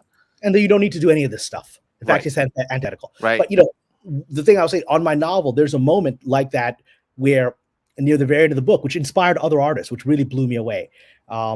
There's a moment in the Aisha novel, Mother of the Believers, where after the prophet died, his daughter, who he was closest to, Fatima, who's actually an ancestor of mine. I'm descended from the prophet through Fatima, and Fatima was very close to him. She's the origin of sort of mysticism in Islam. The Sufi tradition really comes through Fatima, and she died 6 months later. And there's a scene where Aisha wakes up in the middle of the night.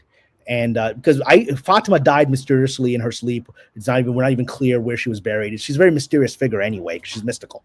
But in this moment, Aisha wakes up in the middle of the night and sees, because Muhammad was buried where he died, and he died in her arms in their room. So he was buried in her Aisha's bedroom. So she's there sleeping, and the grave of the prophet is next to her, right? She wakes up and she sees Fatima standing at the grave of her father, and she's like, "What are you doing in my house this late at night?" And Fatima turns to look at her and just raises her hand in a farewell, and this blinding light comes out of it, and she's gone. And the next morning, she's like, "Oh, what a weird dream was that?" And the next morning, she hears that Fatima passed away in the middle of the night, and she's like, "Oh, I saw her passing, like I saw her soul." So the reference is because in the Muslim world, anyone who's been to the Middle East, you'll see a very popular amulet to fight off the evil eye called the Hamsa. You'll see it like the hand, right? The Jews use it as well. It's pre-Islamic, it's pre-Jewish. It's a Middle Eastern anti sort of evil eye mystical symbol, and in all those traditions it's always a woman's hand. So in Judaism it's the hand of Miriam, the sister of Moses. In Islam it's the hand of Fatima. And so by Fatima saying farewell and the light coming out of her hand, that was a reference to that. Okay, and great. A few months after my novel was published, I get a photo, a JPEG from one of my readers who painted an oil painting of the scene. She was so moved by the imagery of the scene, she painted an oil painting of it and sent me a JPEG. And to this day, that shakes me. I just made that scene up, but it inspired another artist to create this stunning painting. So that's what you want to do. Look at the great artists like Michelangelo. They're inspired by the story of David. So somebody's compiling that story in the 5th century BC or whatever, and 1,500 years later, Michelangelo is making a painting based on a story that's being put together by oral accounts and the chronicles and all that, right? That's the power of art, is that you inspire other artists, and that's where the magic is. Absolutely. Kamran, I wanted to ask you, what in particular do you hope your readers take home from reading these 2 novels specifically? Well, I mean, what I hope is that they're certainly showing a culture that maybe a lot of them haven't seen before, right? And seeing a point of view, certainly, when you're looking at another culture's sense of itself, that's the hardest thing. And that's where empathy is to see someone else's point of view. Everyone is the hero of their own story, right? And that's what, if you're a Christian or a Jew, to look at my novels and seeing them how a Muslim would see them, that's eye-opening. One of the most interesting conversations I had, I was actually invited to Israel by this conservative Jewish group that wanted to try to bring Muslims there to teach them about Zionism and maybe convert us. And didn't quite work that way, but I had some very interesting experiences there. And I saw some stuff they probably didn't want me to see, and came away with my own conclusions. But one of the fascinating conversations I had with them there was because we spent a lot of time understanding Judaism from its own point of view, which is wonderful, right? And reading the Jewish texts, reading the early Zionist texts, which are political texts from much later, but reading them and understanding them. And then I was, and so one of the teachers there was talking about how, Christianity and Islam are derivations of Judaism, right? And that's certainly how Jews would see it. They would see those as daughter religions, right? And I think Christians would accept being a daughter religion of Judaism. I mean, I think they would see it as the fulfillment, perhaps, of Judaism, but they would see it as a linear process that we historically, a friend of mine is a Pentecostal, is a very devout Christian, says he sees himself as a Jew. I don't know if other Jews would see him as a Jew because he eats pork and is uncircumcised and all that, but, he sees himself as a Jew. And so he sees himself as the continuation of that lineage. Great. I said, that's not how Islam sees itself in the historical process. Muslims don't see themselves as a derivation of Judaism or Christianity. That's how non-Muslims and historians would see it, because that's the historical process. Islam comes in the 7th century. Judaism starts about, let's say with Moses, about 13th century BC. Christianity starts with Jesus around 1st century. And then 600 years later, Muhammad shows up. That's the historical process. So each is derived from the previous thing. That's not how Muslims see it. Muslims see Islam as the original religion of Abraham, of which Judaism and Christianity are derivations. So they don't see Muhammad as this guy showing up, listening to Jewish and Christian stories and coming up with some new synthesis, which is how a non-Muslim would see it. But Muslims like, no, Muhammad is simply restoring what Abraham knew. So if you went back in time, met Abraham, everyone was like, yeah, we're going to have Moses, and one of my descendants is going to be Jesus. And then on that other line of Ishmael, my final prophet's going to be Muhammad. And people, that's what Abraham and Moses and and so Muslims see Islam as the original religion of Abraham, Moses, and Jesus, and Judaism and Christianity as the derivatives. It's not dissimilar to how, for example, Mormons see their understanding of Christianity as the original understanding of Christianity, right? Even though other people, Christians, would probably strongly disagree that the Book of Mormon's interpretation of not even just the history of what happens in America after Jesus' crucifixion in the Mormon account, but just the theology of it, because Mormonism is arguably, and I have Mormon friends, and in the Patreon, and there may be Mormons in the chat, but I think arguably Mormonism has a different understanding of the Trinity than other Christians do. Other Christians would argue that it is one being in 3 persons, right? And forgive me, Mormons, if I'm getting it wrong, LDS, my understanding is that there are 3 actual separate entities, Father, Son, Holy Ghost. For those of us who are not Mormon, we would see that as polytheistic, right? Mormons would not see it that way, but that's how those of us not in the tradition would see it, right? As these are 3 separate entities, and you don't have the same sort of Christology that other Christians have. But Mormon will tell you, went back in time, that's exactly what Jesus would have said is going on. These other guys got it wrong. We restored it. So you don't have to believe any of that. You don't have to believe the Islamic version of itself or the Mormon version of itself or whatever. You have to see that that's how people tell their own stories. And that's when you read my novels, is how you understand, how do people see themselves as the heroes of their story? Even if you think they're the villains, how do they see themselves as the heroes? And you have to know how to do that to be an artist. You don't have to agree with the people who are the characters in your story. One of the most idiotic things I've dealt with in dealing with young writers in Hollywood, especially in this current generation, Cardinal, is where they're like, well, I don't want to write about that character because I don't like his politics. Or they make that character such a ridiculous villain, right? Because obviously his politics are wrong. So, he's a Trumper, and so he's got to be this racist and this mustache twirling. Correct. Yeah. I was like, I know lots of Trumpers. I got my critiques of Trump. Anyone who's followed me knows I'm not a guy about politicians. I'll critique Trump. I'll critique Biden. I'm a policy guy. So things I like. Trump did that. Good policy. Did that. Didn't like that policy. Good. But for most people, it's about persons and figures. But all my friends who support Trump are largely very normal people who have some specific things that they believe this guy did better and the other guys are screwing up. I was like, you got to show the character. That's what the character believes. I was up for a job recently, and unfortunately I didn't get it, because the show didn't happen. I was up for a job on LA Law, which was which was recommissioned and was going to potentially come back as a series with Blair Underwood and Corbin Benson. And I read the pilot was actually wonderful. It was very well written, very much captured the feeling of the original LA Law, right? And one of the reasons in the interview, and my agents got a call from the producers like, we're going to hire Kamran if we get the show. And then the show, ultimately ABC didn't do the show, right? That's the dark side of Bob Chapek's new anti-political strategy. He thought the show was too political, so he took it out. But one of the things that I got in the interview, I was like, look, you're all going to have a writer's room full of lefty Hollywood types. If you hire me, I'm going to present the points of view of your characters that you don't like. I'm going to present the point of view of the Trumpers. If there was a trans character, I'm going to present the point of view of those who think the trans movement is being hijacked by some activists that don't represent the community. You don't have to like that perspective, but I'm going to present that point of view because there's people that believe that. And the characters have to believe that. They're all, like one of the comments people said, well, in the original draft of the script, we had some stupid mask hole who was like fighting about not wearing a mask. And I was like, yeah, people that didn't want to wear masks during this last 2 years, it wasn't because they were mask holes. They believed this, and this data that said the mask was not effective in preventing the spread of a virus.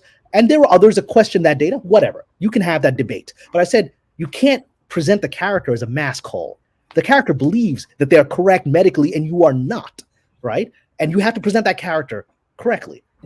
That is what I would have been able to do on the show had LA Law been greenlit. But, regrettably, Disney, ABC decided it's too controversial because Bob Chapek is moving us away from politics. And so with all my support of Mr. Chapek, that's the dark side of that, which is a very good show that would have been an important part of the conversation. ABC's afraid to do it now because they want to get away from politics. So we all lose.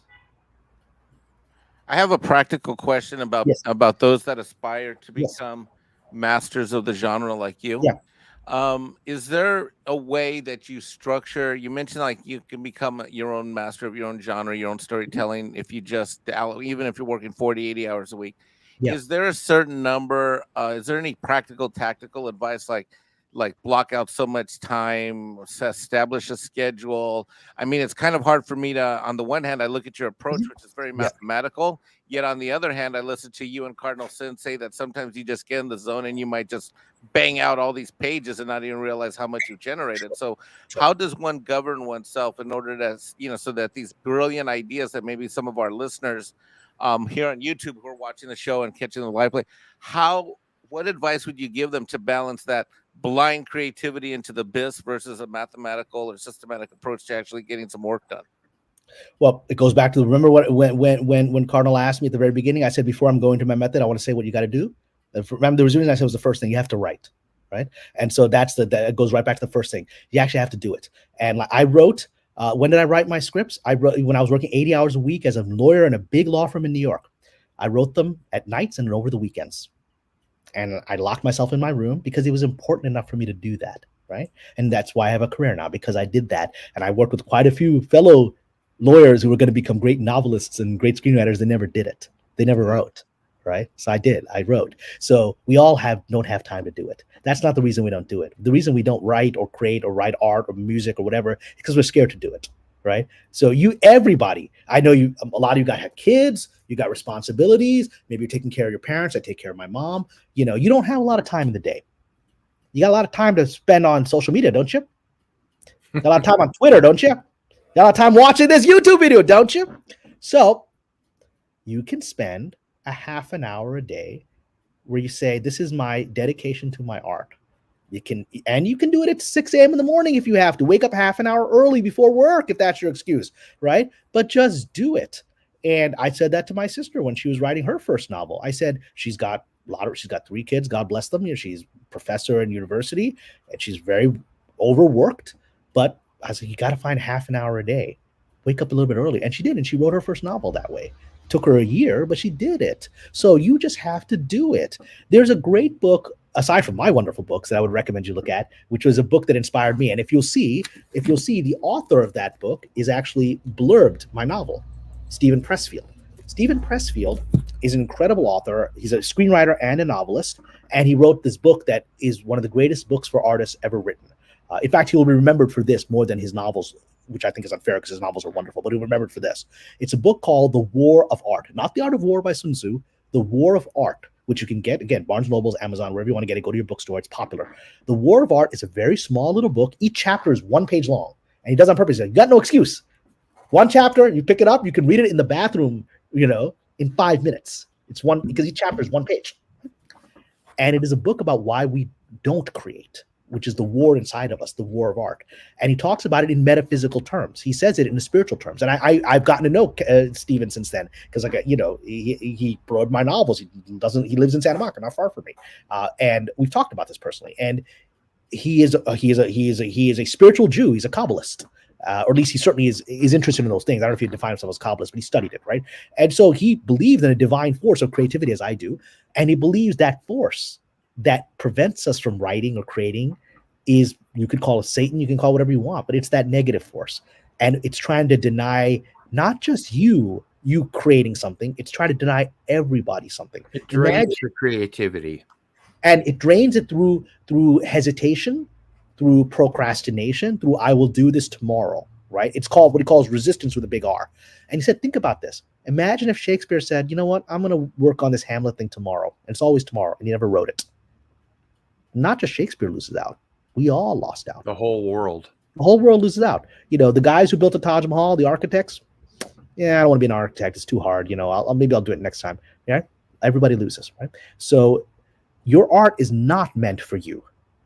So whenever I come across someone that says, I just write for myself, I'm like, liar. You're just scared to share it. No one writes for themselves. No one creates for themselves. And it's not meant to be for yourself. Art is meant to be shared. It is meant to be to elevate the vibration of humanity and raise it higher. That is the divine purpose of the divine force, the muse that is writing through you. It is not writing there. It is not using you for your intellectual satisfaction. It is not using you there for you to read it to yourself and say, I'm pretty good, and put it in a drawer somewhere. If you have ever read On Writing by Stephen King, wonderful memoir. Now, again, you don't have to like Stephen King's politics. I don't care. He's a great writer, and his memoir On Writing tells us his writing process. And he shares the story of when he wrote Carrie, his first novel, and he spent years writing it. And he was a struggling college professor living in a trailer with his wife and a newborn baby. I believe when he wrote Carrie, he was actually a high school English teacher. So he was in school. He was a teacher, and they were broke. And when he finished Carrie and he puts this in On Writing, he looked at it and goes, he was so scared of it that it was garbage that he took it and he threw the finished manuscript in the trash behind the trailer. And his wife is coming to throw out the garbage, and she looks inside the garbage can and sees this 500-page novel that she knows he's been working on for 2 years on his old typewriter. And she sees it in the garbage. She goes, what the hell are you doing? She pulls it out of the garbage and yells at him. This isn't for you. This is for everybody else. Put it out there and see what happens. And he put it out there. And there's an incredible moment in the novel where he's still, he's put it out there, and he gets a literary agent actually likes it and says, I can do something with this. And then they don't hear anything for a few months. And one day, while they're struggling to pay their bills, their baby is crying, they're in their trailer, they don't know what's going to happen, he gets a phone call, those old rotary phones. And the phone call comes and says that the book just got a publisher, and the advance is, I think it was like $100,000.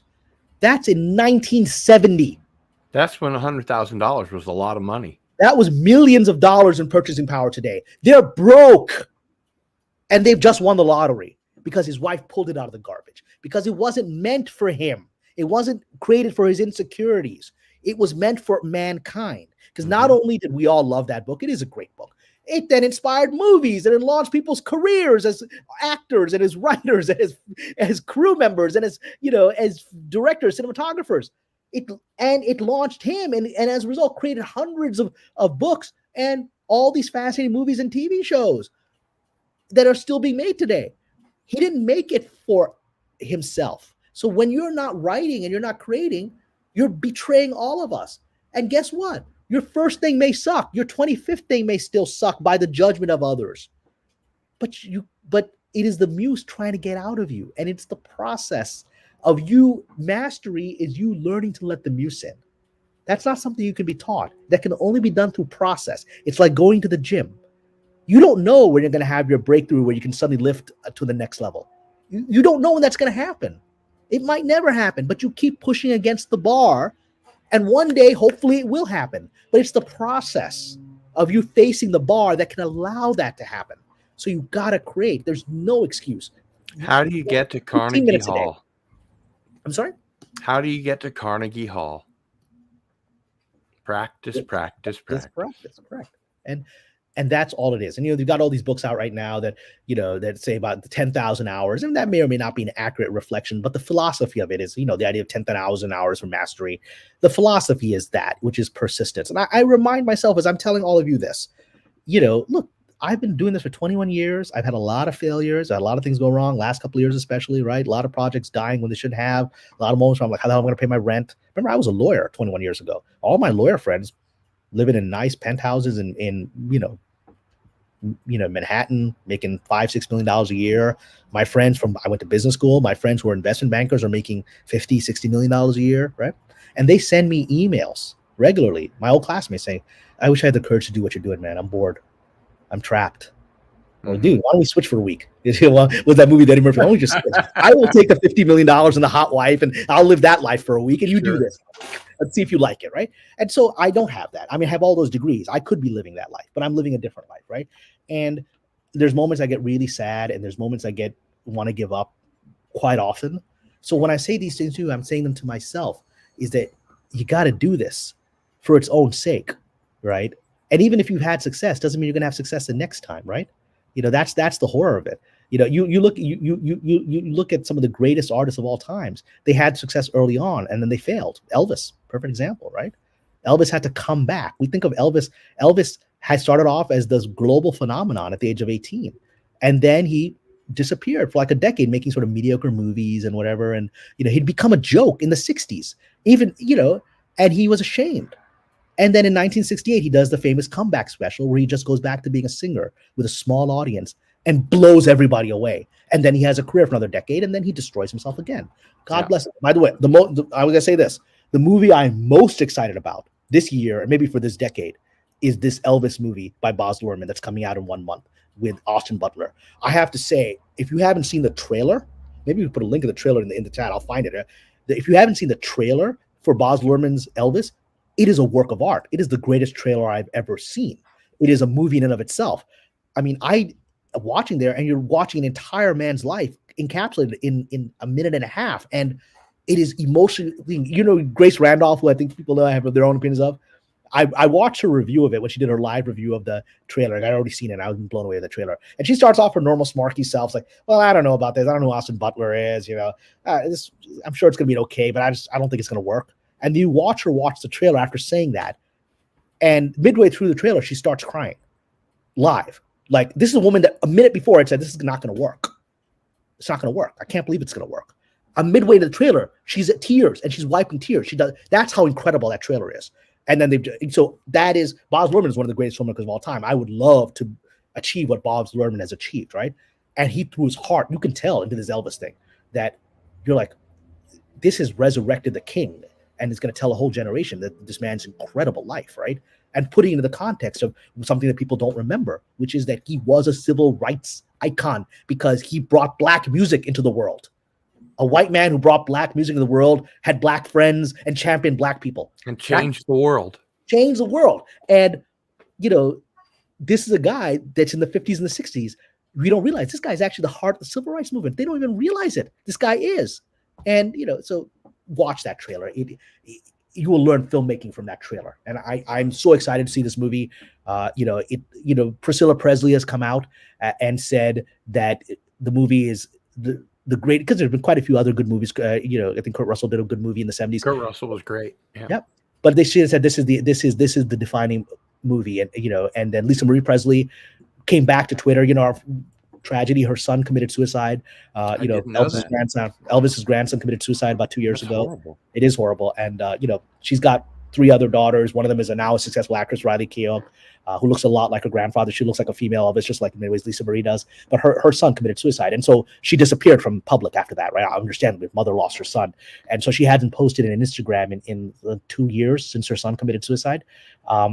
She posted again saying, first, I want to talk about the fact that it's incredibly painful for me to do this because I'm still haunted by my son's death, and that's never going to go away.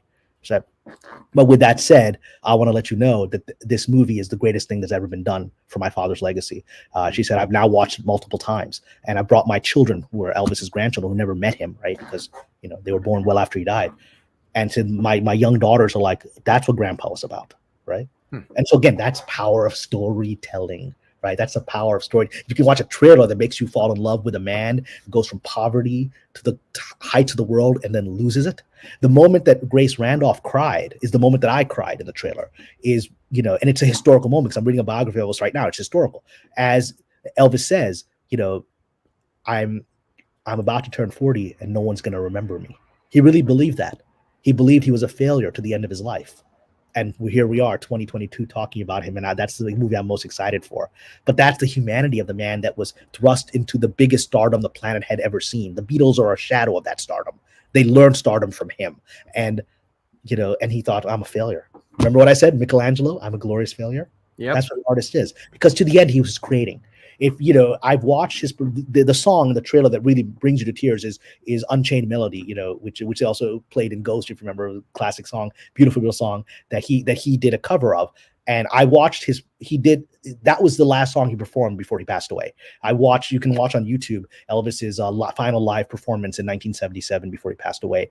He passed away 6 weeks later, and that's his song. And you watch him, he's sick, he's overweight, he looks bad. Is that the concert in Hawaii? It's not in Hawaii, I believe. It was in the Midwest, I believe. He'd done Hawaii before, but the last concert was in the Midwest, I believe, and that was a song he had just recorded. He says it on the recording of it. He was standing in front of 60,000 people in the stadium, and he says, "I just recorded this a few days ago. It's going to come out." I don't think he'd live to see it come out, but that song. You look at him; he's physically very ill. He's overweight. He's in bad shape, but when he sings, he's magic again. And the camera pans to the audience, and the girls are still in love with him.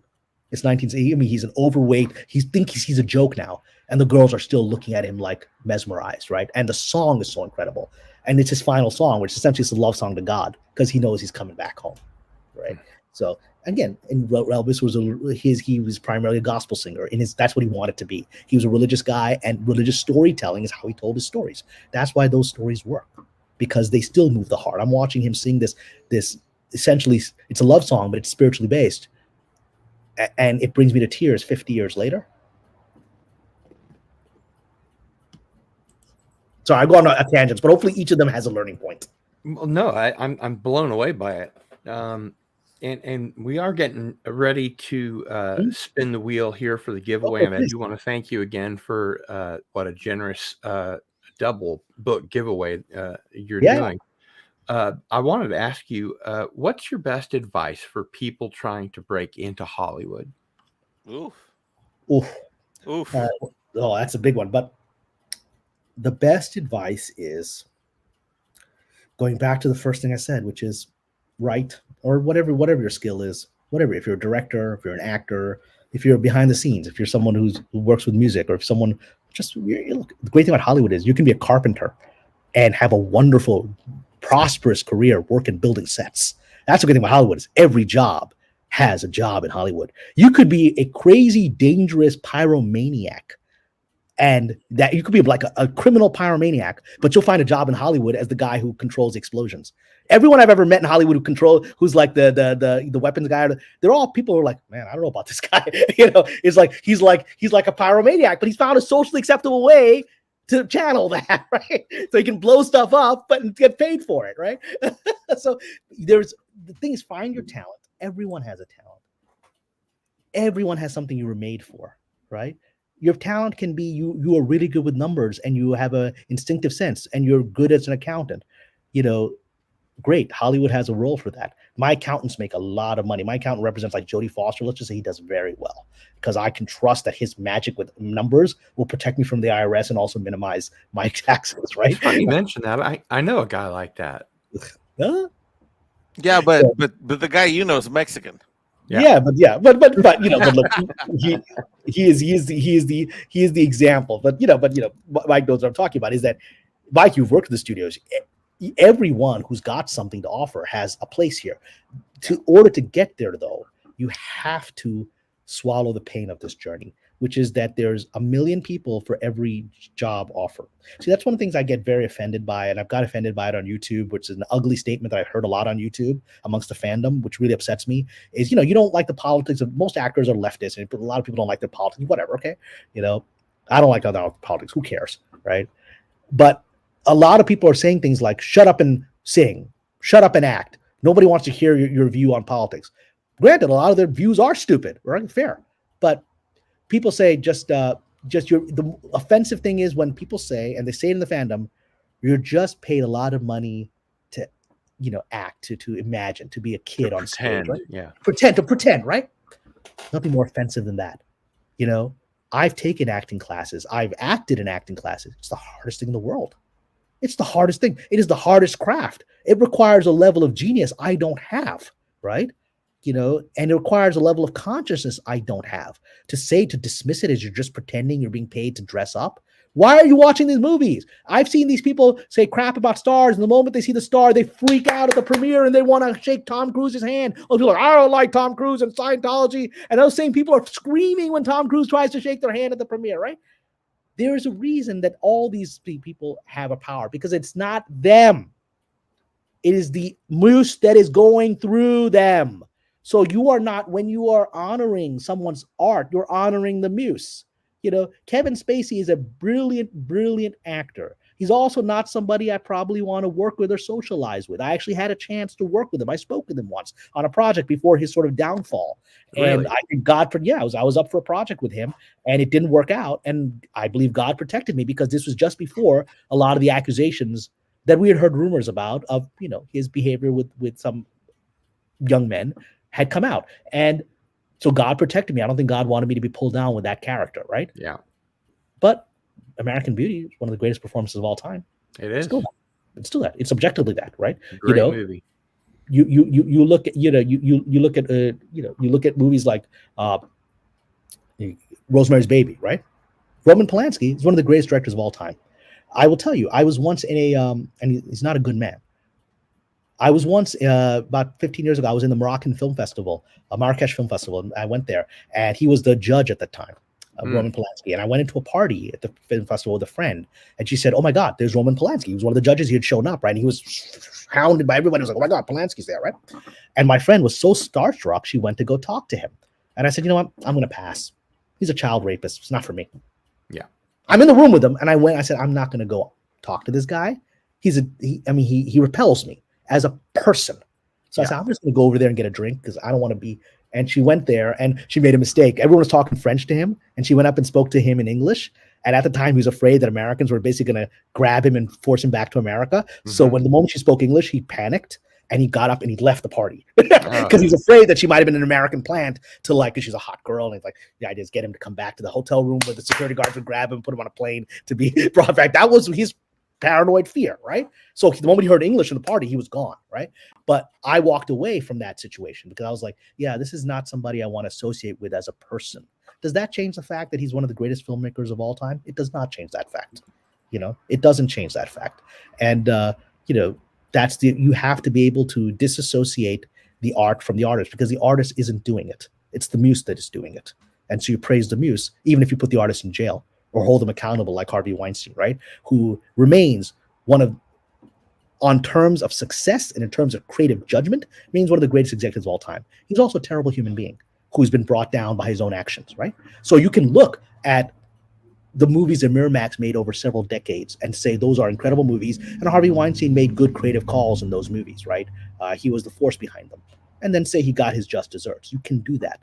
But don't disrespect the genius of the Muse, because it's not them. The Muse is just using people. We are just a vessel. Yeah, we are just a vessel. And so to answer your thing, you got to learn how to trust the vessel. You got to find your strength, do it, and then come up with a plan. You know, I have a friend of mine who I'm sort of not talking to right now because he's almost 50 years old like me. I've known him for 20 years, and his life is a basket case right now. He's kind of pulling me down with his problems. But he's a guy who's brilliant guy, but didn't want to learn how to do it. Like, he had access to actors and directors I wish I had access to, and made stuff with them, but he couldn't build on that. He couldn't figure out how to work the system. He couldn't figure out how to be professional in the environment. And so he lost all those things. And now he's in a bad place. And, you know, and at a certain point, your friends who are drowning start pulling you down. I'm like, you know what? I need a break. You go figure your life out, right? But you made all these bad choices and you ruined things that I wish I had access to, right? So you got to learn how the world works. You can't come in here. So if you're a loud mouth right winger, like a lot of the YouTubers are, it's probably when taking a meeting with some of these people, just keep your mouth shut, right? You're screaming to them about Trump and Biden ain't going to help you get the project done, right? So you got to use your wisdom. You got to use your common sense. Are you trying to achieve your objective here? What is your objective, right? And you have to learn to live in a world of different people, and you have to learn how to follow that. And those who follow my Patreon, I talk about how crazy Hollywood is and all the machinations. That's why I understand someone like a Bob Chapek or others, because they know how to play a chess game. Most people don't know how to play this chess game. They don't know how to manipulate a situation to their advantage because they're so busy being self-righteous and right rather than actually winning. I actually would think that a lot of people in that situation would just be happy to pitch. Correct. And that's the funny thing is everyone here that I see on, like, you know, screaming about this actor and that actor, if you were in a room with them, you would kiss their butt. I know all you guys talking smack about their politics and this and that. You were in a room with them, you would kiss their butt. You would start crying because you couldn't believe you finally got access to that, right? And I'm willing to kiss them, but if that butt's Salma Hayek. Well, you will get send me in, coach. Send the Mexican guy in, Cameron. I mean, you will not be the argument for me. Send me in. So look, the more detailed version of that is come join me on my Patreon, because I do articles daily about the industry, during which you will see insights about why is David Zaslav behaving this way at Warner Brothers Discovery, or Discovery, whatever, how they'll call it. Why is Bob Chapek doing this thing? Because, you know, the last several months after I left YouTube, I watched a lot of my predictions about Bob Chapek come true. But when I left at the time, everyone was like, Cameron, you were wrong. Chapek has completely surrendered to the work and blah, blah, blah, blah, blah, blah. I was like, watch how he plays this in the next couple of months. Just watch it. Didn't play out the way you thought, did it? Right? And so because he's chess gaming, whereas you're not. You're being outraged in the moment. Whereas he's actually like, how did I survive 30 years at Disney? I chess gamed all my enemies. You think you don't get to be the CEO of Disney without learning how to destroy your enemies by using their own actions against them and by patiently waiting out public disrespect and people attacking you. You learn to swallow that. And you learn to play a game, which is how Saladin wins and how Richard the Lionheart fought and all these. You play a game. Most people don't know how to do that. They may have talent, but they can't play the game. And as a result, everyone loses out. They don't get to play at the level of the field that their talent was capable of. And the Muse is frustrated because the Muse wanted to express at that level, and you didn't give it a chance because of your own screwed up issues. Well, I'm excited that we're going to give away 2 signed copies of your books. And let me tell you how lucky the people are that are watching the show live, because we're going to give them away. Let me tell you what I had to do for 2 signed copies of each book. I had to fly to L.A. Yeah. And we had a wonderful lunch with the Sheikh, with the Sufi Sheikh, and your Muslim uncle and all that. One day, I will fly to California and we'll have lunch. I would be delighted and honored to see you. And that sounds fantastic. It would be wonderful. You're a very clean heart, and you're a passionate artist, and we've talked about your art personally, and so I would be delighted to sit down with you. Well, thank you. And now I would like to bring on Darius Munchausen. Hello, gentlemen. Hello. Hey, how are you? It's been a great talk. Yeah. It's great to see you, Darius. How are you doing? Hey, good to see you, Cameron. And thank you for joining us on this episode. Indeed. Okay. Look, we got Mike with his sort of Death Star control room in the background. Mm-hmm. Mike is always lurking in the I background. always think Mike is going to be that guy, the Death Star. Remember that guy would always like switch the switch? I was like, you just have to flip those 3 switches for the super laser? That dude? Remember that dude who flipped those 3 switches? Okay, Darius, do you have the wheel ready? Yep. Yeah, I'm already sharing. So All so right. these are the novels. Here we go. And God willing, one of you who will actually hopefully like the books, we'll get them. Oops, sorry, I accidentally hit a button. My bad. Sorry. Do your thing. It says spinning. You got all the people that need to be on there. Okay. Yep. All How's it right. work? What's going on? We will click to spin. Go ahead and get Everybody it. ready?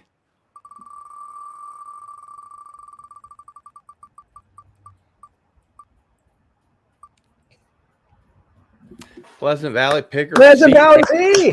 All right. Congratulations. That's wonderful. What a wonderful giveaway that is. Thank you so much. And Well, Pleasant Valley, congratulations. Congratulations. I can send you a signed thing if there's a particular name or someone, if there's a way you can reach out to Cardinal, if there's someone you want me, if you're in the chat right now, if there's someone you want me to sign it to, whether it's yourself or someone else, or I can just sign it with a nice note. But let me see. I'm going to grab a pen and see if you are. As a writer, I never have pens when I need them. Whatever. Okay. All Pleasant Valley Picker CA needs to do is send me his information here at my email address, gil@sunflower.com, and I will make sure it gets to Cameron. Please, yeah, just whatever you want, and then I will send it. It'll take a few days. It'll get in the mail, and then we'll get it out to you. So it's Pleasant Valley Picker. We see you're asking. Yeah, see Gil@sunflower.com. We see you asking for it. Right above there, Cardinalson just put his email. So please just acknowledge that you got that before we sign off, so we make sure that you are not without your winning. Absolutely. You're gonna love these books too, Pleasant Valley. Yeah, I'm very proud of them. I read Shadow of the Swords twice. They're my children, and anyone who's an artist knows that your art is your children, and and it hurts you when some people criticize. Like when someone says, "I don't like your kid," that's very hurtful. But generally, people respond to it. I found most people seem to be very moved by them, and that touches me deeply because someone said to me once that really hit me was, like I've had my ups and downs in Hollywood. Obviously, I still hope that I have a lot more adventures and successes ahead. But who knows what's written, right? It may be that's it. Or maybe whatever I've done so far is all that there is, right? Yeah. Hope not, but maybe. But if that's what's written, then at least I know I got these 2 books out there. Because a friend of mine said to me, "Well, now you're immortal. These books are gonna be around. 100 years from now, these books are gonna be around." That's a good point. Yeah, and so that's it. That's the gift of art, is immortality. Like I said, after that Elvis trailer, I went back and I got a CD of Elvis's greatest hits, and I've been blasting them. I'm like, these are incredible, man.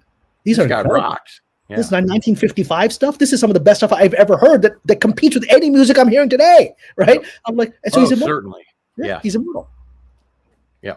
And just to remind everybody, we've got links for Cameron's books, to buy his books. The links are in the chat. I posted it like 15 times. If you want to join us Patreon, the link's in the chat. I posted it 15 times. Both of those links will be in the description of this video for those of you catching the replay later tonight or this week or whatnot. And join us Patreon, buy his books. And thanks for coming on the show. Thanks for having me, Cardinalson. Yes, thanks for being with me, Mike, Mexican Iron Man. I really appreciate it. Here is Cameron's Patreon. Thanks. And yeah, come to me. I think a few people have already joined from the chat. I saw some alerts come in. So thank you. Very good. That's great. Very good. Yeah. And, but I was in that first group of 10. You were? And I probably was the first Mexican. I hope. I don't know. Well, hopefully not the last, but you're definitely the first. Yeah. Cameron, we're so proud of you. Welcome back to YouTube, and keep doing everything you've done. And thank you for being a great brother and a great mentor and a great champion. It must be impossible to be in Los Angeles to do what you do with the heart that you have. And I just thank you for being strong every day to continue in that fight and be who you are. Thank you. It means a lot to me. Thank you. This is it's good to be back to YouTube. Has been a mixed bag for me. I've had good experience and bad experience. I've always had good experiences on this channel. So I want to thank you, Cardinal. I want to thank you, Mike. I want to thank you, Darius, because you make me feel welcome. And because I'm still going to be very selective about coming back to YouTube. Part of the things that Cardinal knows about and Mike knows about, I don't know Darius knows about them, but I think, the professional things that are happening in life are very big. So I have to be cautious about what I say. A lot of the things I openly said about the politics of the industry are stuff that I have to be cautious about. I will tell you that on this major project that I'm doing a few weeks ago, one of the executives in the project was like, "You got a great Instagram. You got a great." They're like, they told me they were following my social media to let me know. They sort of slipped it in. It's like, "Oh, it's really nice Instagram. You got all this travel stuff," and it was sort of like a little bit of a warning. Just keep it to that, right? Just keep it to that, right? So they're watching, and they're like the very fact that the executives would be watching my public posting. That's one of the reasons I'm going to be cautious about some of the places I was very popular on, where I had to talk very candidly. But here we got to talk about the thing that I think is more important to me in Hollywood politics, is that comes and goes. We talked about the creative art itself, which is eternal, which is where immortality is, right? And so that is something I excitedly came back for on Cardinal on your channel. And we're going to be doing another one in a few weeks, I believe. We're going to talk about mysticism and some spiritual stuff in a few weeks. And then at the end of this week, I think with our good friend Maria. Which Teletime. Maria, we're going to be on, I think, going to be hosting that on Friday. I'm very much looking forward to it. It's exciting. Very much. And again, Kamran, thank you so much for being here. We really appreciate it. We really appreciate you. Welcome back. I'm glad that you're safe and happy and with us. And I look forward to having you back. It's a blessing. And I'm looking forward to being on a few select channels like this one. And everyone, please subscribe and hit the like button. They deserve it. Much appreciated. All right, folks, that's going to do it. So thanks again, everybody in the chat, everybody that's been with us today. We really appreciate it. Please subscribe. Please do hit that notification bell so you know when we have more great guests like this. And I will go ahead and sign out. It's Cardinal Sin.